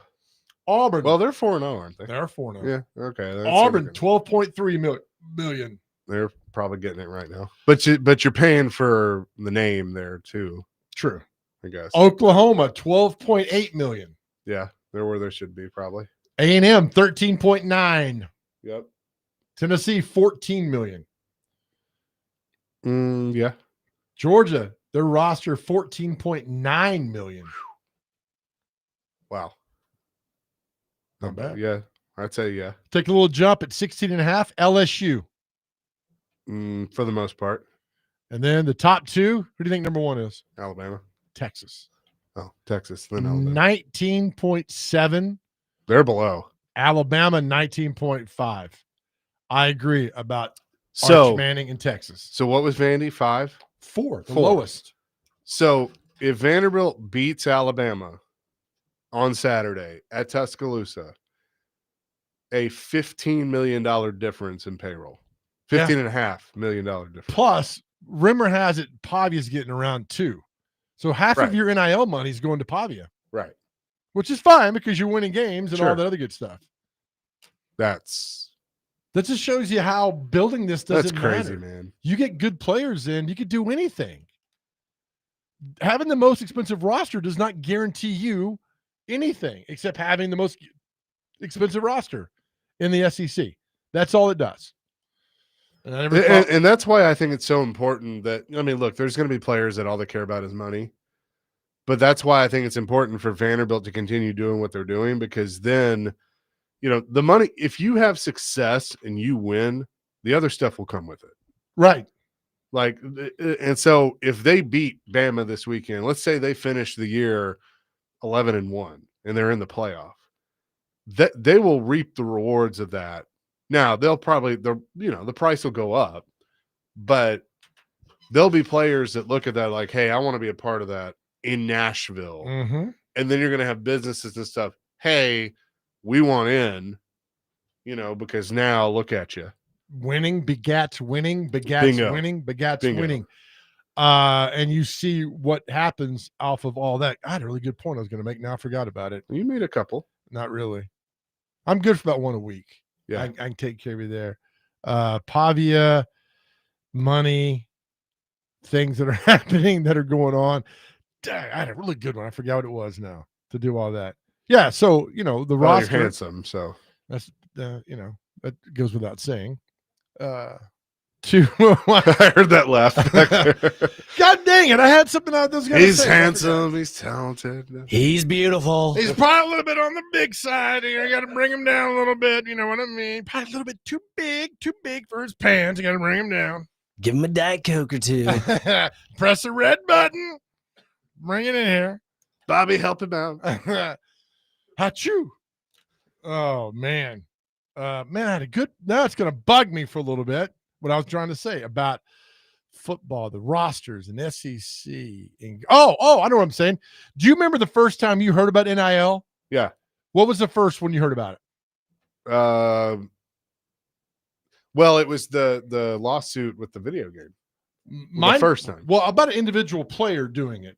Mine was Alante Taylor in Knoxville about the cookies. Oh, yeah. And I'm like thinking, you're saying since it became legal. Yeah, it became legal. Yeah, and I'm thinking, all right, and I had a problem with it then because it's like the number of interceptions. Yes. And, yeah. And so what if late in the game he's got no interceptions, wants interception, and creates a pass interference right. to the other team? I know it's an extreme hypothetical, but I was thinking, oh my God, there's no way we're coming back from this. And like Muschamp yesterday said, the toothpaste is out of the tube now. I mean, nothing you can do about it. And the NCAA is just sat there going, yeah. What time are we going to lunch? Yep. To do all that other good stuff. Yeah. I mean, it's, but look, again, that's why we love Saturdays, because we get to actually see it on the field and happen, and that's all fun. Yep. For sure. Faux show. Yes. Indeed. 615-737-1025. That's our phone and text line, driven by Wilson County Hyundai.com. We'll have more coming. Chasing Big Joe, 1025 The Game.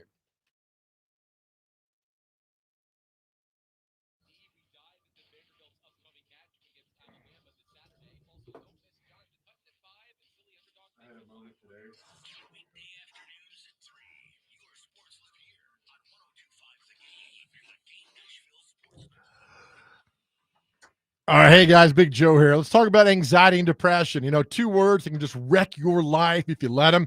And then most of us lead lives of quiet desperation, but it does not have to be that way. That is why at 1025 The Game, we are so honored to be partnering with Unity Psychiatric Care, based right here in Middle Tennessee, to get you back on track and living the life you deserve. Reaching out to someone and talking to someone changed my life, and we want the same for you. Here's what you got to do. It's pretty simple. Just go to GameNashville.com, click on the Chase and Big Joe Show. There, you will see a link for Unity Psychiatric Care and start taking back your life. Or you can call 1-888-508-8002, 1-888-508-8002. I preach all day long that our world is a better place because you are here. We have so much to be thankful for, and for us, that is you. We love you, and help is just around the corner. Take back your life, and please know you don't have to go through any of this alone. Simply go to GameNashville.com, click on the Chase and Big Joe Show, and there's a link to Unity Psychiatric Care, based right here in Middle Tennessee. Plus, they offer telehealth, which is amazing when you need some help. Unity Psychiatric Care, right here for you every day. Let the journey begin.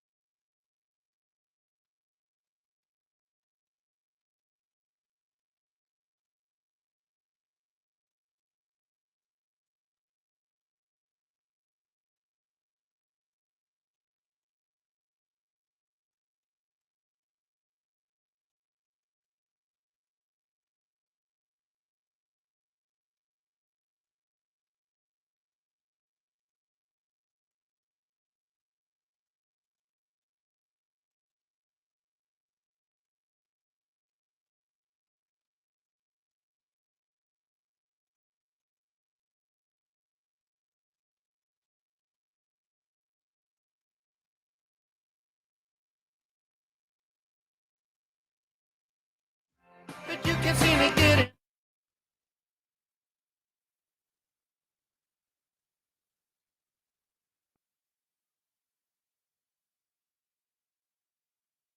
Chase and Big Joe, 1025 the game on this Wednesday.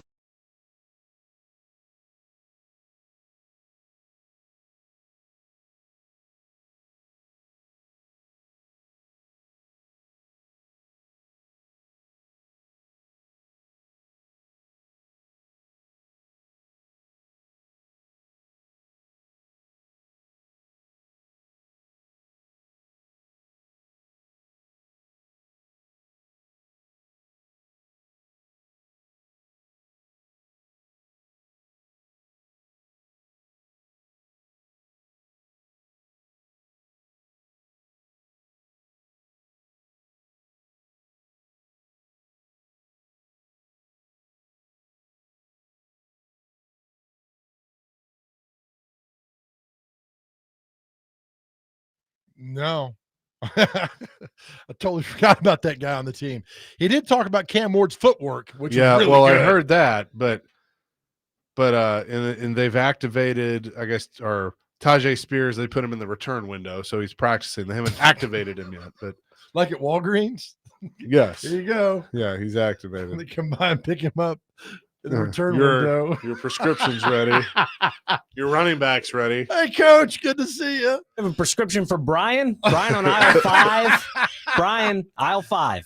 Callahan. So wait. Oh my God, he's like, So he blubbered on and on about footwork, but nobody asked him about Latham. No, but I'm really concerned about Cam's footwork. Really good. Yeah, you made your point there. I want to know about the right tackle because Cam isn't going to have any footwork if they don't get the damn right tackle back. No, nothing. I've heard nothing about that.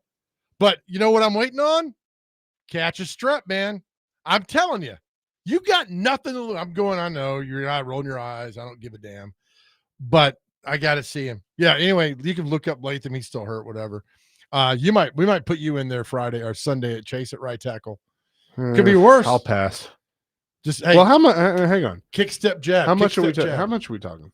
I can give you $16,000. What a practice squad guy gets for. You make it 20. We've got a deal. 18. 19. 18.5. 17 of Homer Simpson 15, negotiating. Yeah, right. Free. Got it to do that. No, there's been no update on that. Okay, I'm looking at Coach Catch Callie. What did Brian Callahan say? Can we stop with the Callie thing? All right, Tajay Spears returning to practice. Yada yada yada.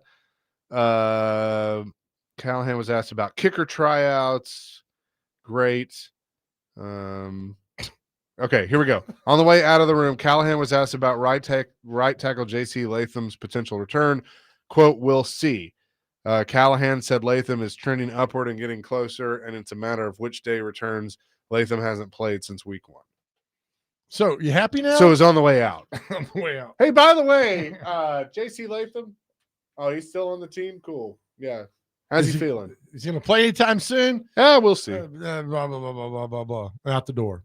Does Nick Holtz consult on that too? Or Nick's busy. He was at that Chick-fil-A, which is close to the. That Chick-fil-A is a nice one, man. Really good. So he goes and gets all the coaches' orders. Yeah. And comes back and hey, defensive game room. Here's I got your order here. They're good. They're good people.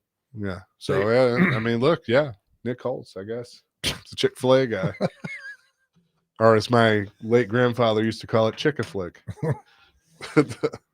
I don't know. That's I think I overpaid for that in a hotel room one time in Panama City. I think I got double charged on the Chick-a-flick. I'm so sorry. And then you told your Bob you thought it was something different. What is this?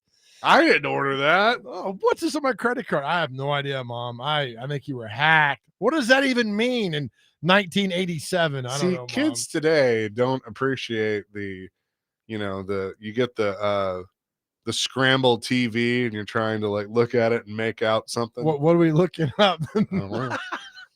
There's a way you could toggle the switch and you have almost a clear picture. Oh yeah. But you'd have to stand there and hold it. Yeah. And that defeats the purpose. Well, and see again in the 90s on cable boxes, there were these little chips you could buy and put in there and you get anything you wanted that were probably and not probably were a little illegal. Does one Carol McCabe know about this? No, I don't know. Statute of limitations have passed on that, both with Mom and the law. Is it statute or statute? Statute. I said statute, but that's a great congested. Seinfeld skit. Oh, when him and George are talking about it. Is it statue or statute? Is that Seinfeld or Stillfeld? One's funny, one's not. One's grasping at straws. One's not getting it done right there. So anyway, those are good times back in the 80s with the cable box, man. No, that's one of my 80s favorite and 90s. One of my favorite Simpsons episodes when Bart and Homer they get illegal cable. Oh, that is such. It is. I'm telling you, if you never watch a Simpsons episode, watch that one because we've all seen and been in that situation where Mom or Dad like illegal cable. What are you doing in here? And Bart had like 40 kids over. Oh yeah, top hat on, charge admission. And they were watching. For the the bad channels. The bad channels. That's Yep. right. Yep. And then they all got together to watch. Homer the walks fight. in. What are you doing? And then he's like, "Oh." We're watching Top Hat Entertainment. Yes.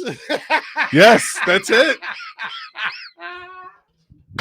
Oh my! This is so great. And they changed the channel. It's like Tokyo stocks are down this morning, 4% on the index. I mean, on and on. It's just so good. There's another thing from The Simpsons. It's the dirty chat lines or whatever. Yeah. And I forgot who it was that called it. It's like, if you're down to party, and like it just keeps saying like party. Who was that? What Millhouse was it? Oh, God, who called that number? Ay, caramba! Dad! Oh, here's what I was looking for. Blue chips closed up 3 3/4. Oil service stock slumped slightly on the news of continuing Son, conflict you shouldn't on watch that other channel. No, what he said is it? Does he say that's for mommies and daddies or something like that?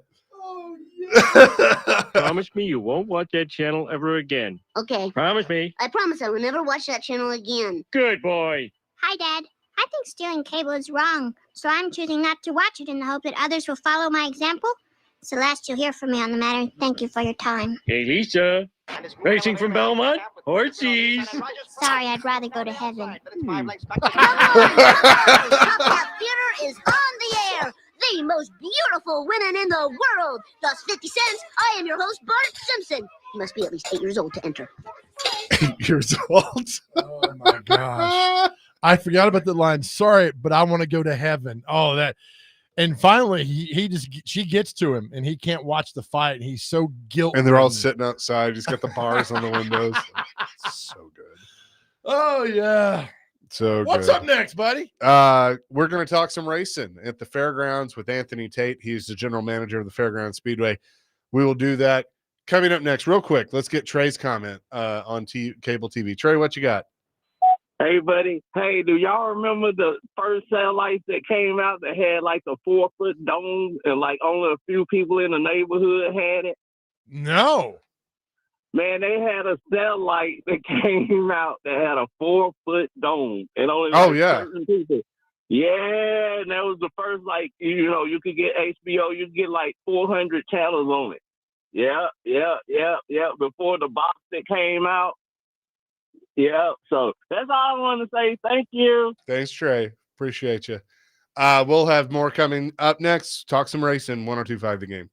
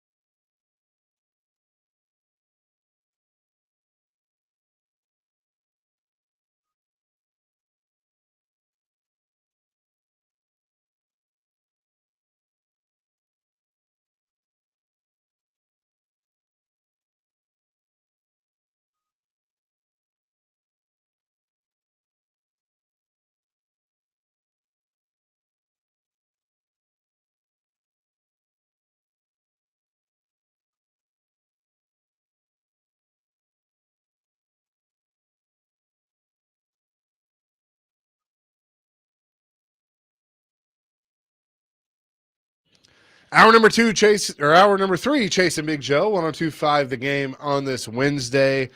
He's Big Joe. I'm Chase McCabe, Dr. Crane, Nick Frazier on the ones and twos. It's race week at the Fairground Speedway. We say hello to their general manager, Anthony Tate, who's on the line with us. Anthony, my friend, how are you?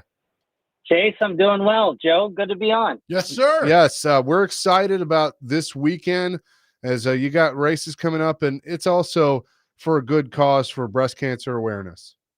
Yes, absolutely. We are racing for a cause this weekend here at the Nashville Fairground Speedway. The weather is going to be beautiful. Everyone's excited to be back at the track. We took a little bit of a break with the Nashville Fair going on throughout the month of September, and boy, it's going to be a great weekend. You're going to have the pro late models chasing towards the championship, the limited late model, street stocks, pure stocks, all of those things, and everybody can come out and see that all on Saturday.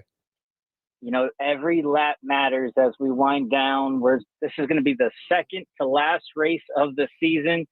We got a lot of great drivers, a deep roster of local standouts and rising stars chasing for their first or second potential championship here at the Fairground Speedway. So it's going to be really good. The racing is going to be really tight, and boy, I can't wait to see these guys get back out there. And Anthony, it looks like, thank the Lord above, it's nice weather on Saturday.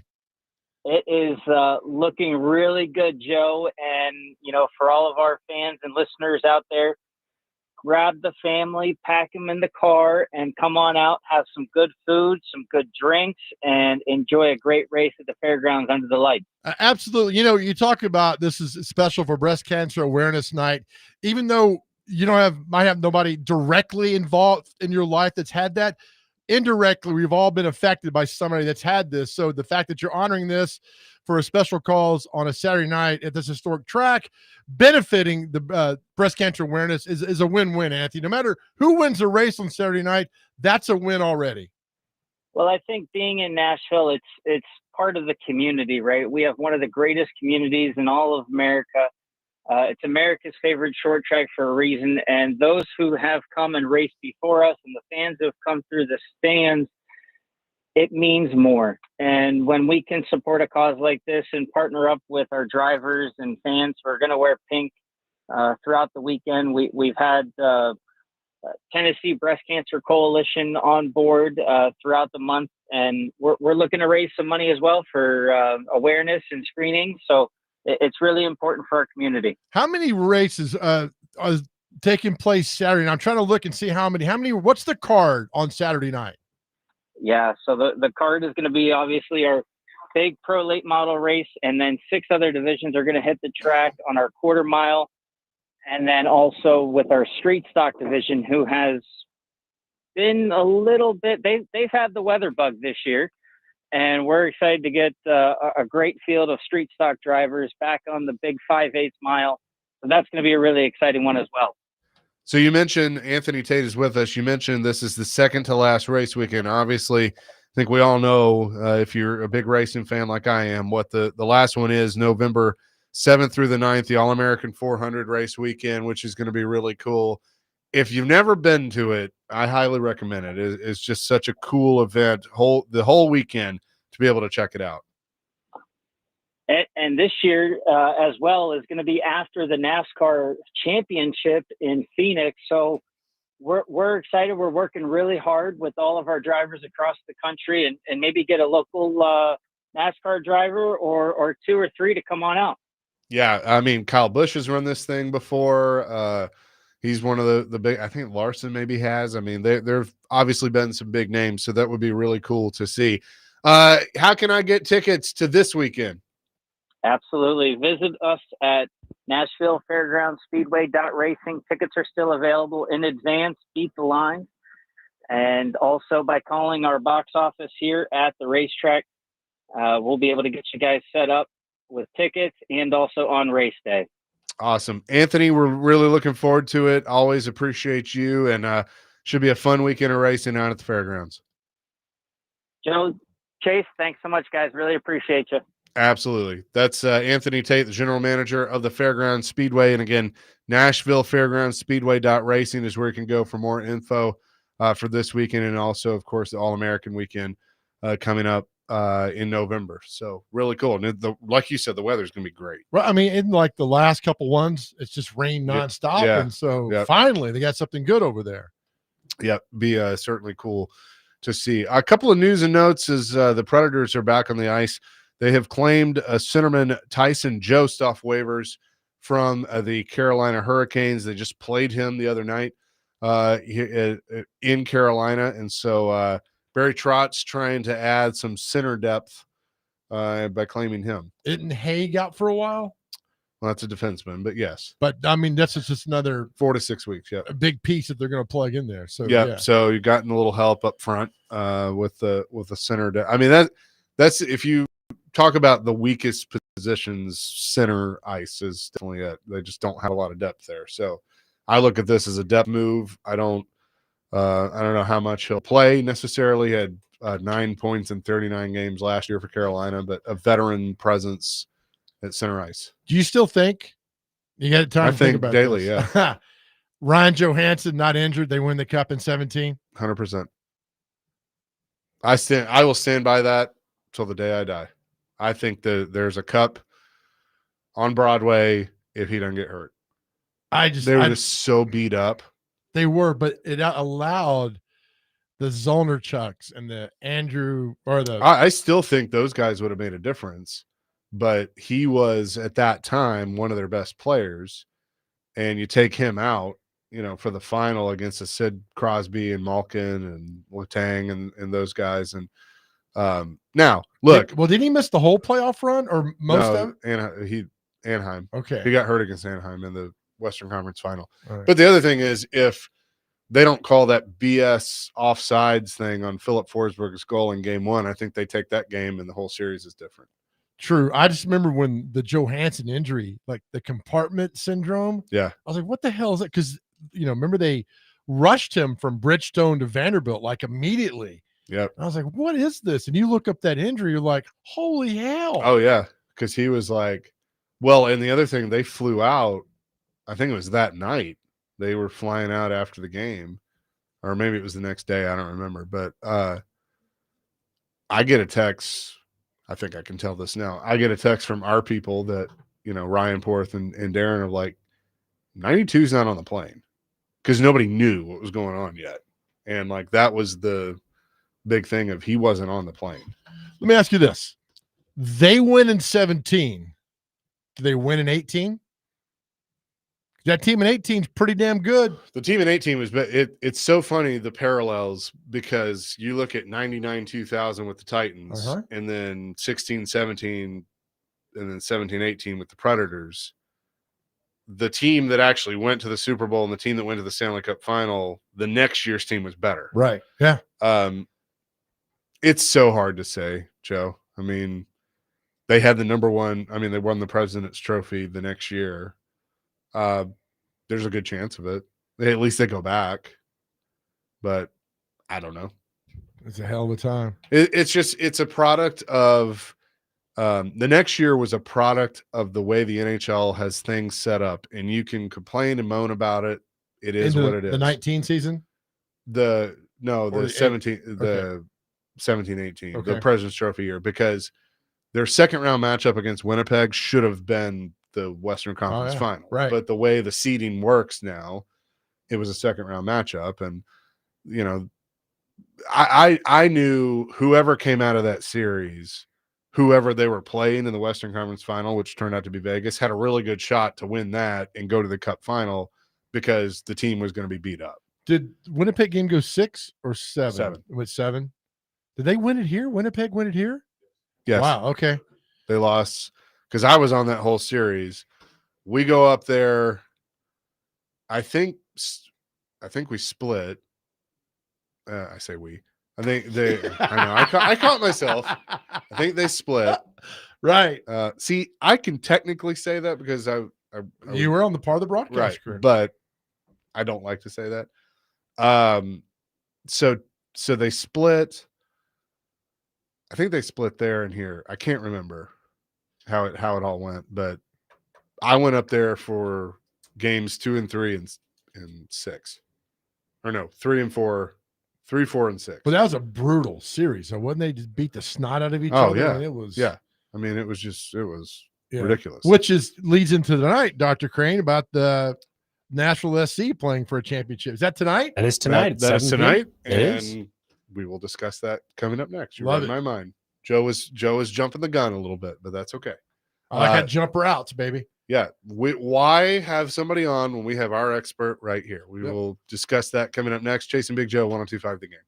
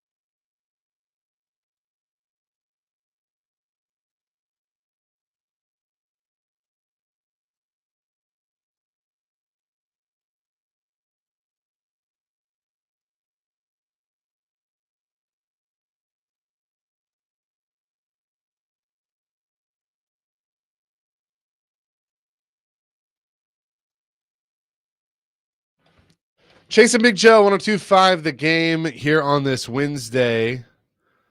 So coming up tonight, the Nashville SC, not the Nashville SC, Nashville SC, plays Austin, and it is for the U.S. Cup, which is, I know, a lot of people are very excited about. I want this to be, I was listening to Next Man Up today, and they were having this discussion, and I know there are a lot of Nashville SC fans and soccer fans that are like, this would be the first major championship. It wouldn't, but I don't want this to be about that. I don't want to argue with you. Like, that's not what this is about.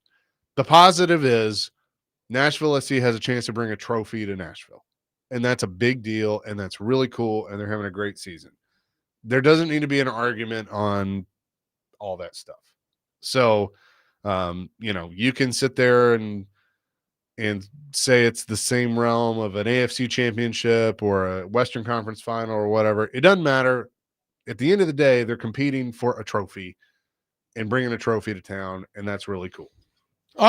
Just don't tell me it's on the same level. It's that's it. Dr. Crane, you're better equipped to answer this than I am. It's an in-season tournament. Correct. It's like the NBA in-season tournament. Correct. It's exactly Right. like that. Yep. I'm not saying it's not a big deal. It's a very proud accomplishment, and I think this team is finally showing.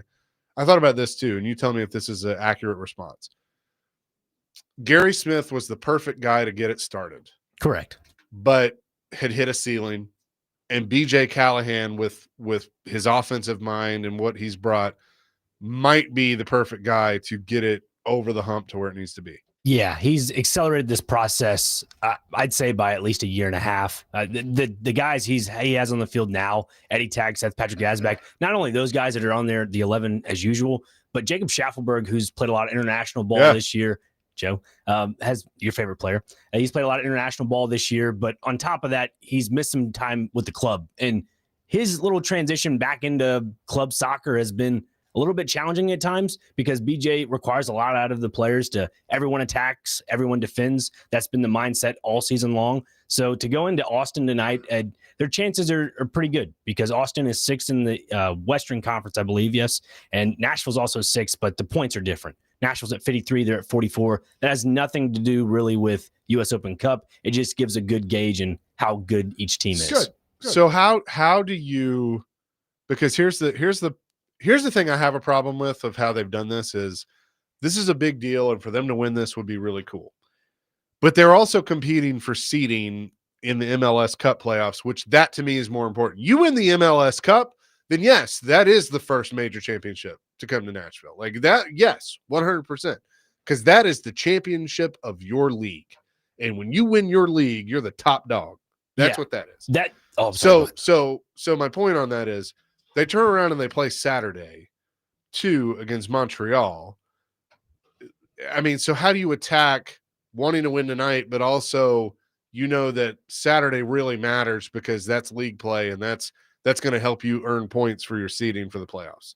You got to take it one step at a time, unfortunately. With Nashville, that's been a continuous thing this year when it comes to balancing out lineups. BJ has definitely had an A side and a B side. I've talked about this all year at nauseum at some point because BJ, his A side includes Tagseth and Yazbek in the midfield, and this 4-2-2-2 formation he uses, there's a lot of stress on that midfield. So when you have to keep rotating guys, they put youngster Matthew Corcoran in the midfield with Wyatt Meyer to begin the season, and that was kind of your makeshift midfield. And then it became Gaston Brugman and Matthew Corcoran in the midfield, and that's a veteran player with a young player, and you got Corcoran that's doing a lot of the work up and down the field, and you put Brugman more on the defensive side of things as a 6. So I get what you're saying as how to balance those. And I know Montreal is not very good, so that also helps. Correct. And that's my next point is that if Montreal is not good, then you have to put out an A team in the U.S. Open Cup. And with U.S. Open Cup, they also have a stipulation of amount of substitutions. I think on the bench, that is, I think you only have 7, if I'm not mistaken. So when you have 7 subs, you're more than likely to play a lot of those 11 on the field. Like, will Surridge and he'll play tonight and Hani will play? To my assumption, yes. They definitely should play. They played last week or 2 weeks ago when they played Philadelphia, and they won 3-1 here in Nashville. So when you look at the lineup tonight, my biggest intrigue is to see if Joe Willis is going to be in between the pipes because Brian Schwake, who's been the backup keeper, youngster, he's been pretty good for them throughout the U.S. Open Cup run. Would like to see if Joe Willis is in there, and I'm pretty sure he might be. Well, and I'm curious too because looking at the table or the standings, Nashville's 6th right now, but they have 53 points. So does Charlotte.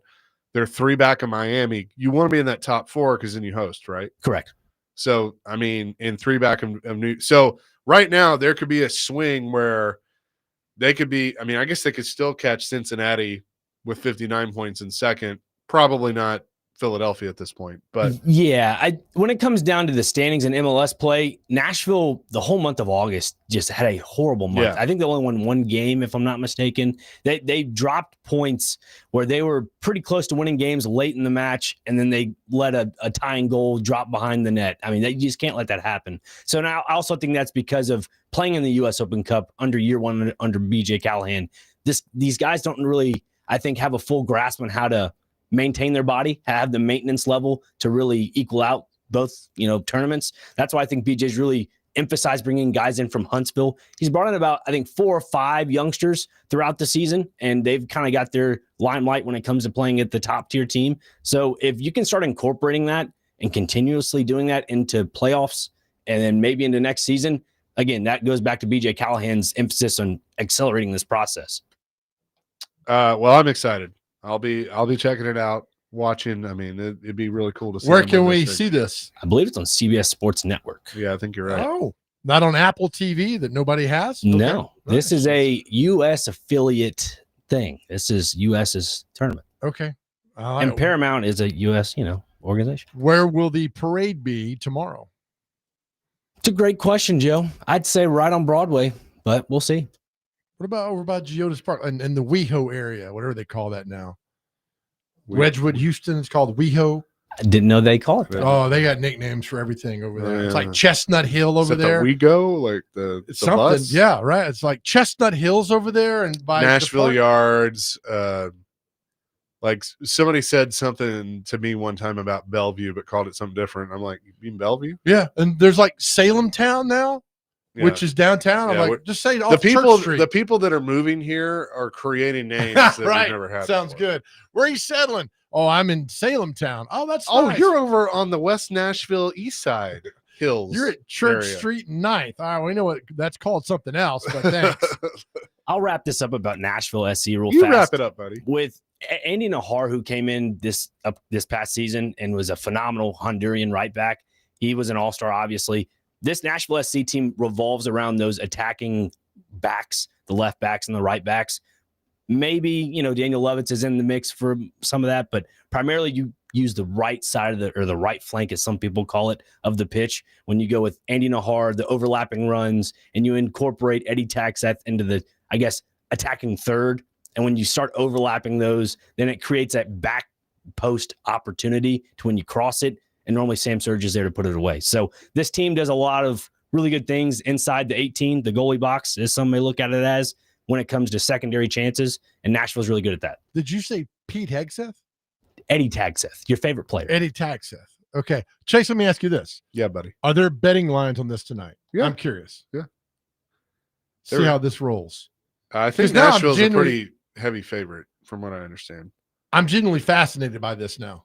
When I shouldn't be, but I am now. So thank you. Well, we're glad you are. They're a fun watch. They really are, Joe. I mean, if you don't enjoy watching boring back and forth soccer, Nashville's a team you really will enjoy to watch.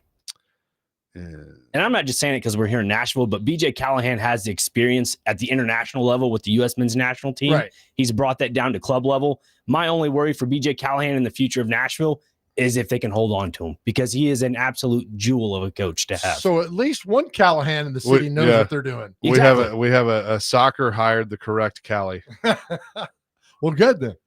So And I'm curious. Lenny just said Ass Town. Why is that? Why? We're not Ass Town. What about Carl? I don't know what Carl said. If he comments, you know it's bad. So let's see. Nashville SC is plus 140, and Austin is plus 175. I guess, is that including a tie? No, the tie or a draw is plus 220. Isn't typically So Nashville's still getting plus money, but they're the favorite. Isn't typically one negative? Yes. Like minus, but in this case, there's no negative. That is correct. Huh. Only positive. Only positive in this. Chase is gonna put it. He's like Krusty. Put a dime on it. Maybe. You come here one day with no left arm. What happened? Well, Nashville SC got me again. Yeah. Okay. Something like that. No shirt, nothing. I still got that. Still good. MTSU colors over here. I like so it. good luck to Nashville SC tonight. I know we're efforting. If they win, we may have somebody join the program as well. So should be a lot of fun. 615-737-1025. We'll have more coming here on Chase and Big Joe, 1025 The Game.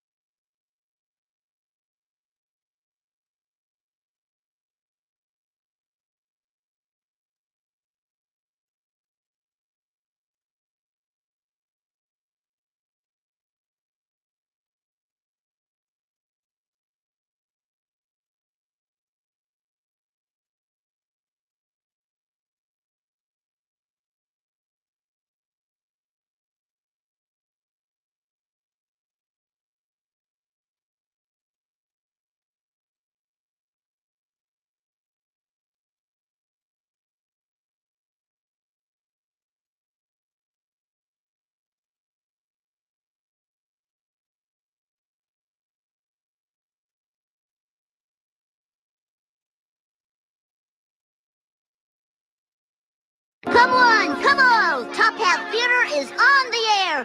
The most beautiful women in the world! Just 50 cents. I am your host, Bart Simpson. You must be at least 8 years old to enter. And now, the Top Hat channel is honored to present Broadcast Nudes. Gross! Yet strangely compelling. Huh? It's a raid! What the? Kid? You! Hey! No! I know you! Come back here! Bart! You promised me you wouldn't watch that trash! Now go to your room. Man, I wish I was an adult so I could break the rules. Oh. Oh, fantastic. Broadcast nudes. Oh, by the way, YouTube boneheads have now got me watching baseball, and I'm not happy with that. I watched the Reds-Dodgers game last night. Aren't you? Because Ohtani, let me tell you about Ohtani, all right? So he homered last night twice. Not right? Homer Simpson. Homered twice. Here's my thing.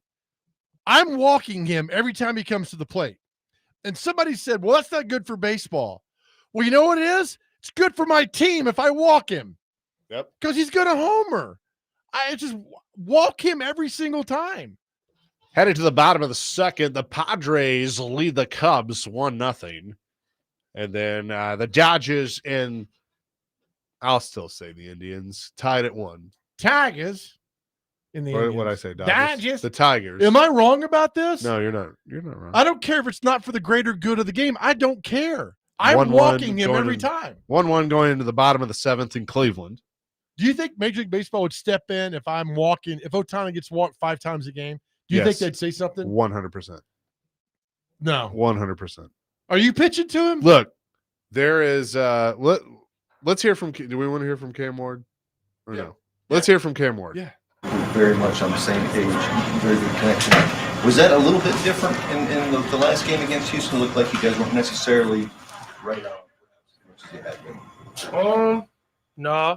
I think it just comes down to me and him completing the football. On the back shoulder I threw it too early. I got to wait for him to turn around, look for the ball, and throw him a better ball. So it's real stuff that, me and Ellie can fix. So, we're not really too worried about that. We'll have another opportunity at it this week, hopefully. If not, we'll get in the future. You're a quarter of the way through your first season in the NFL. What do you say is the biggest adjustment that you've made now that you've been assessing yourself through these 4 games? I think the biggest adjustment is knowing that it's always going to be a close game, especially in the fourth quarter. No matter where it's going to be a shootout or it's going to be a 6-6 ball game, we always have a chance to win the football game at the end of the game majority of the time. So just always preparing myself that, it's always going to be a full quarter game. What are the challenges that you expect to see this weekend? I just think they're real good. Especially number 3, I think, he makes a lot of plays on that defense. They got a great interior. They got a great, guys around them, the back end to help them. They do a lot of stuff with 3 safeties deep. So it's really more about us, putting the ball in space, having them tackle us there, being accurate and then run the ball good. Cheat codes, so to speak, to speed up the process, and when you're back there and you're looking and going through your reads, or you just have to take what's there? It's really been a both. You got to know the coverage, and you also got to be able to see space and take what is there. And then completing the football, we got to do that better. I think if we complete the football more, it just helps us keep the drive alive. What percentage of the individual drills that you do that are focused on footwork, and how much do they help? I think everything is not specifically just the individual time. It's that and seeing the play, seeing who's at what spot, then also seeing the progression. So it's a little bit of everything. Back, and what did you see from him when he was out here during camp? I'm really excited. He's been looking real good, especially today. Finally getting him back. It's going to be able to boost our offense a lot, just from what he can do, not obviously in the running game, but just in the check down game, giving him the ball in space, a little couple plays for him. But I'm excited to have him back. I've been waiting to play with Tate, so I'm ready. And I know he's ready to go show out. If you guys continue to get what plays are up and down throughout the week, do you at all lobby for more RPO opportunities? And why do you think you were able to excel at that so much in college? You said RPOs? Yes. I just think it's just how I was bred, from coming out of a wing T offense all the way to, spread offense throughout college and my time at Miami. And so I've always done RPOs my whole football life. And so it's really about seeing space, seeing leverage, and then if whoever the read is for that play, if he leaves, I can throw it, not hand it off. So once we get into it, I think it'll help us out a lot. But at the end of the day, we got to establish the run game. We got to establish a consistent pass game. And, at the end of the day, that's going to be what, makes us, be a good offense. So you feel like that's something you got to kind of earn and work towards being able to do as opposed to like being right there in the book? Like, what? I think it just comes down to who we're playing defensively. Honestly, if you can truly RPO them, and I think it just comes, just game plan to game plan. What is it about plays on the move in general that seems to bring out maybe some of your best play? I would honestly say just getting outside the pocket, not making it scramble drill, but defining it, I would say. And then we have a lot of playmakers, guys like Gunner, Chick, especially tight end group who are real good. We're just giving them the ball in space, making them let people miss, and having them making it supposed to play for us. So, I think it's going to help us just to play for the O-line to get a breather on our movement plays. So, I know we're going to do a lot more of those, and then really just try to win a football game. Thanks.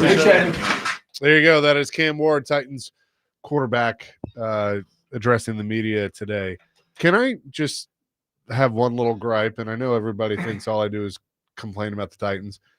Could we not move the jugs machine and put the jugs machine somewhere else other than where they do the damn press conference? So let me get technical for you a little bit. The microphone for the crowd reporters is a unidirectional microphone, right? Uh-huh. So Omni, you're picking everything up. Yeah. That's the problem. The uni is the single mic on Cam. It sounds great. Yeah.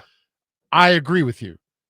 But I like to hear the question. And the yeah, problem is, well, I like hearing the question too, but okay. I also know, having been over there, the jugs machine is usually like not too far from where they do that. Right. And that's so the problem. could we not move the jugs machine?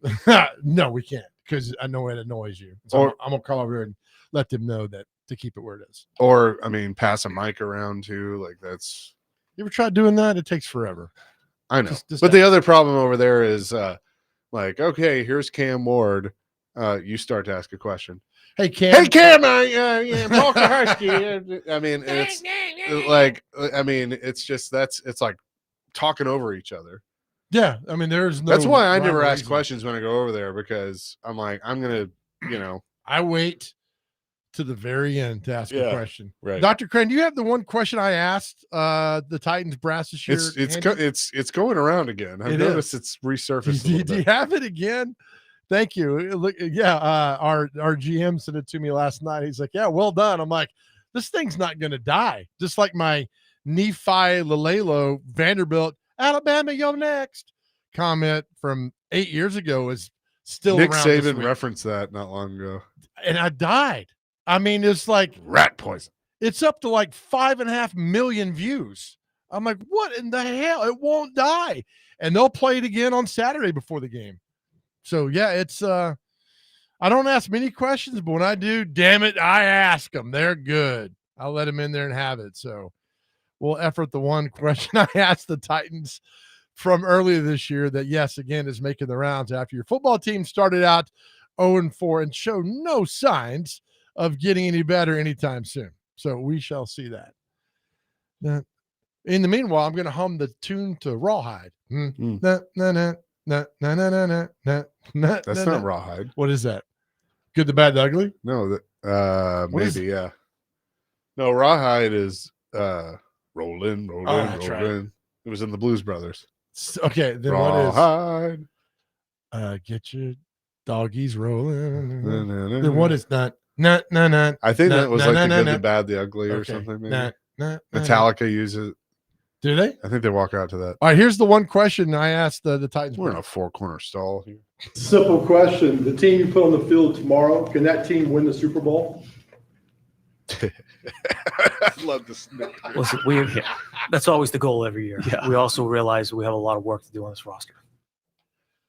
I just love that Breaker's like, Mike, I'll let you field this one. and he's laughing at you, and Borgonzi's like, parking lot. Oh, you're going to get taken out. I'm just asking a simple question. That's all it was. I'm asking to every team, every Hey, GM. for everybody that said that was a dumb question and you shouldn't have asked that, look at this roster now. Yeah, right. What? How you feeling? Two-tone till I die. Oh, shoot that thing. Yeah. Well, yeah. There you go. By the way, I was looking for this earlier. Dan Graziano said earlier, from talking to people who follow these situations in the league, that there is a belief this will be a desirable job if and when it comes open. Young, promising quarterback, new stadium on the horizon, etc. I think he also said, he was the one that put out there, they're they would go through the season. Yeah, I mean, there's only 32 of these jobs on the planet, and you're the head coach of a National Football League team. You'd be a fool to turn it down. Yeah, just got to pick the right and like guy. who, I heard Next Man Up kind of talking about like, if they went interim, because here's the other thing, like people are like, why can't they just hire like Mike McCarthy now? He's not doing anything. You still have to go through the process. You still have to satisfy the Rooney Rule. Interim, yes, you could hypothetically name him, I guess, interim, but then at the offseason, you would still have to go through the whole process. Yes. And he's not going to take that job if he doesn't know that he's got it. And therefore, you're in violation of everything if you say, wink, wink, nudge, nudge, you got the job. So, yeah, and here's a greater point. Job ain't open. Correct. So, yeah, I mean, that's right now. I mean, it's status quo over there. Job ain't open. Look, I'd like nothing better than to go out there on Sunday and kick the snot out of the Cardinals. And the proper process is now, if you know you're going to fire him, yes, you're going to have some conversations and get some things in place, but you have to fire him. Then you have to name the interim, and then you go to the offseason and you go through the process. Well, and not only that, but if Brian Callahan gets let go, Daddy's gone. Daddy's gone too, and I would say Holtz is probably that's nothing out too. They But replace him with the janitor, right? But you still got to pay him. Yeah. So, but yeah, so then you got to bring in an offensive line coach. Yep. Do you promote who's the assistant? Then you got to get him. I mean, so there are layers that keep going down with this. So, but look, win on Sunday. Would you shut us all up? Because this came up on Next Man Up. Would the ideal thing be to just promote Mike McCoy and what we've talked about or whatever, or do you go the Colts route, bring in somebody that can just keep it on the rails? Which I don't know who that. I mean, I don't think Mike Munchak's going to come back. No, and then Saturday it talked about how people in the building didn't really talk to him. They didn't know what they didn't know what he was doing. What they were doing was a lot of chaos. Just promote the guy out. Yeah, just you got a coach on the staff who's got head coaching experience with the Chargers. Was okay, been in the league a long time. Just do that if it comes to that, and then move on. Pretty simple. Yeah, that's what I would do. Coming up next, it's everyone's favorite. What day is it? Celebrity birthdays. Chasing Big Joe, 102.5 The Game.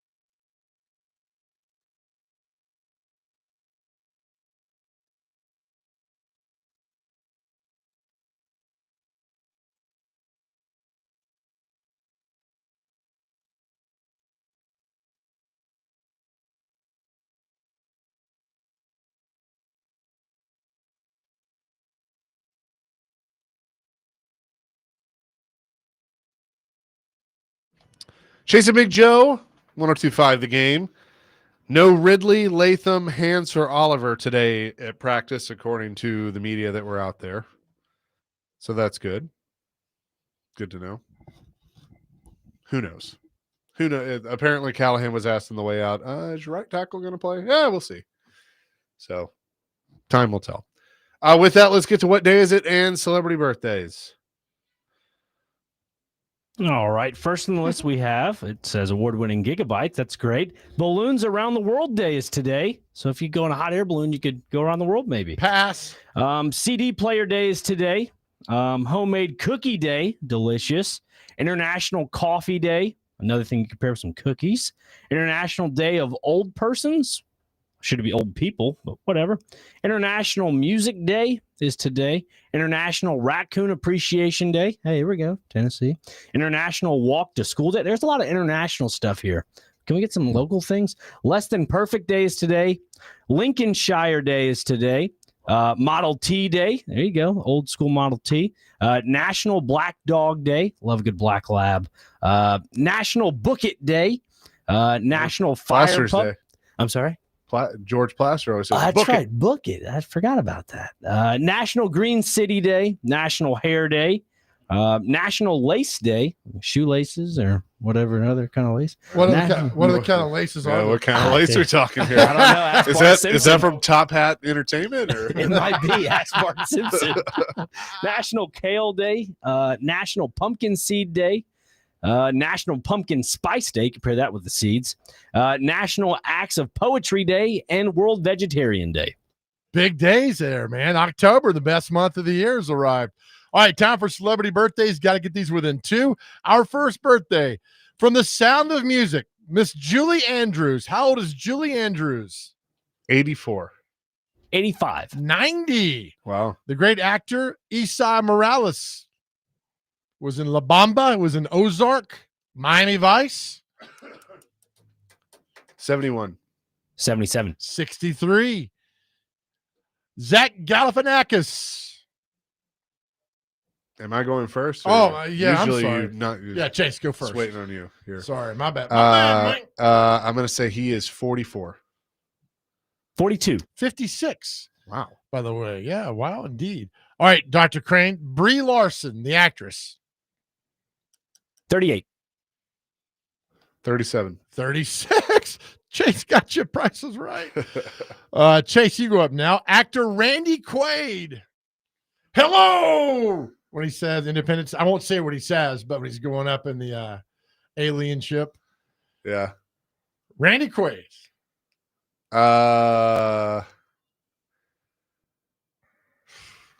73. 77. 75. That's a push. All right, Dr. Crane, you're up now. The comedian Christopher Titus. Real nice, Clark. Real nice. Real nice. Christopher Titus is 50. 56. 61. Chase, you're up. Model actress Cindy Margolis. 42. 44. 60. Nice. Dr. Crane, singer-guitar player Kevin Griffin of Better Than Ezra lives here in Nashville now and started the Pilgrimage Festival. Kevin Griffin. 52. 67. 57. Chase, you're up. Comedian Beck Bennett from SNL. He does the Buffalo Wild Wings. He's the voice of the Buffalo. Comedian Beck Bennett. 42. 45. 41. Chase up 2-0. You guys have really regressed at this game, and it makes me mad. Sorry. All right, then we go to the sports part of this now. Dr. Crane, you're up. You're down 2-0. The greatest batter, number 2 of all time, besides Pete Rose, Rod Carew. Today's Rod Carew's birthday. 70. That's a pretty good guess. 74. 80. Former Major League reliever Jeff Reardon. 64. 67. 70. Oh, you guys. 2 more left here. Mark McGuire. How old is Mark McGuire? Ooh. Go, Dr. Crane. Mark McGuire is 64. 60. 62. That's a push. And our last birthday, Chase, you go first. Former Nashville Predator, one by the name of, I think, White Rat. The Rat. The Rat, not White Rat. Cliff Ronning. Yeah, the Rat. He is white. Yes, he is. How old is true. Cliff Ronning, Chase? Cliff Ronning, I'm going to say 57. You could tie Dr. Crane. You're down 2-0. 53. Oh, he's 60. You thinking of White Snake while you were thinking of that? No, he's the Brad. This game was as boring as baseball. Oh, yeah. By the way, in my yard yesterday, I found a snake skin, so I'm going to move. Did you really? Yeah. Oh. I'm like, I'm out. Pass. I'm done. How long? Very long. Pause. She said, oh, my God. Anyway, let's go to our recap today. All right, good Wednesday. Welcome into the Chase and Big Joe show right here on 102.5 The Game. Hope your Wednesday's off to a great start. It's hump day. Does Nick Holtz consult on that too, or Nick's busy? He was at that Chick-fil-A, which is close to the. That Chick-fil-A is a nice one, man. Really good. So he goes and gets all the coaches' orders. Yeah, and comes back and makes. He was, hey, I defensive game room. Here's got your order here. They're good. They're good people. Yeah. Let's do that, and then we'll back it up 5 yards. If you miss it, Brian Callahan's going to tell you it's going to be okay in this world. Yeah. It really is going to be okay if you miss field goals. Hey, and here's the best part. Coming right back to you. I'm coming right back to you. Hair Metal Henry Jerry Jones. I'm starting a petition, boys. The Penn State slogan is "We Are," and they play in Happy Valley. I want the Titans to change their slogan to "We Ass" and play in Crappy Valley. Just a phone call away. Colin. I would take that right now today. Down the block. Be here in a second. Greg, run the Cats. I was going to say, maybe can I bring Poe with me? He's a great guy. Been around a long time. Worked at every paper in town. Or as my late grandfather used to call it, chick-a-flick. I don't know. that's I think I overpaid for that in a hotel room one time in Panama City. I think I got double charged on the Chick-a-flick. I'm so sorry. And then you told your Bob you thought it was something different. What is this? And they all got together to watch. Homer walks in. What are you doing? And then he's like, "Oh, You're watching Top Hat Entertainment." Yes, yes, that's it." Oh, this is so great. And they changed the channel. It's like Tokyo stocks are down this morning, 4% on the index. I mean, on and on. It's just so good. Ay, caramba! Bart! Dad! Oh, here's what I was looking for. Blue chips closed up 3 3/4. Oil stock slumped slightly on the news of John, you shouldn't watch that other channel. That channel's for daddies. Good show, boys. Oh, good that show. was good. That is going to do it for us today. As we lead the show every day to our guys out there, if you are struggling, please reach out, talk to somebody on your cell phone. You can dial 988. You can text or call. Somebody's always there for you. Go to our website, thegamenashville.com. Click on the Chase and Big Joe show. We have professional care for you with Unity Psychiatric Care. Regardless of what you do, please reach out and talk to somebody. I tell you all the time, I can't celebrate my success if I can't celebrate your success. I want to hear about your success, your family, your kids, everything that makes this world great, because you are great and we love you. More importantly, more than anything else in the world, we love you, and so does God. And please know that. Amen to that. Peace, love, rock and roll DVD coming up next. 102.5 The Game.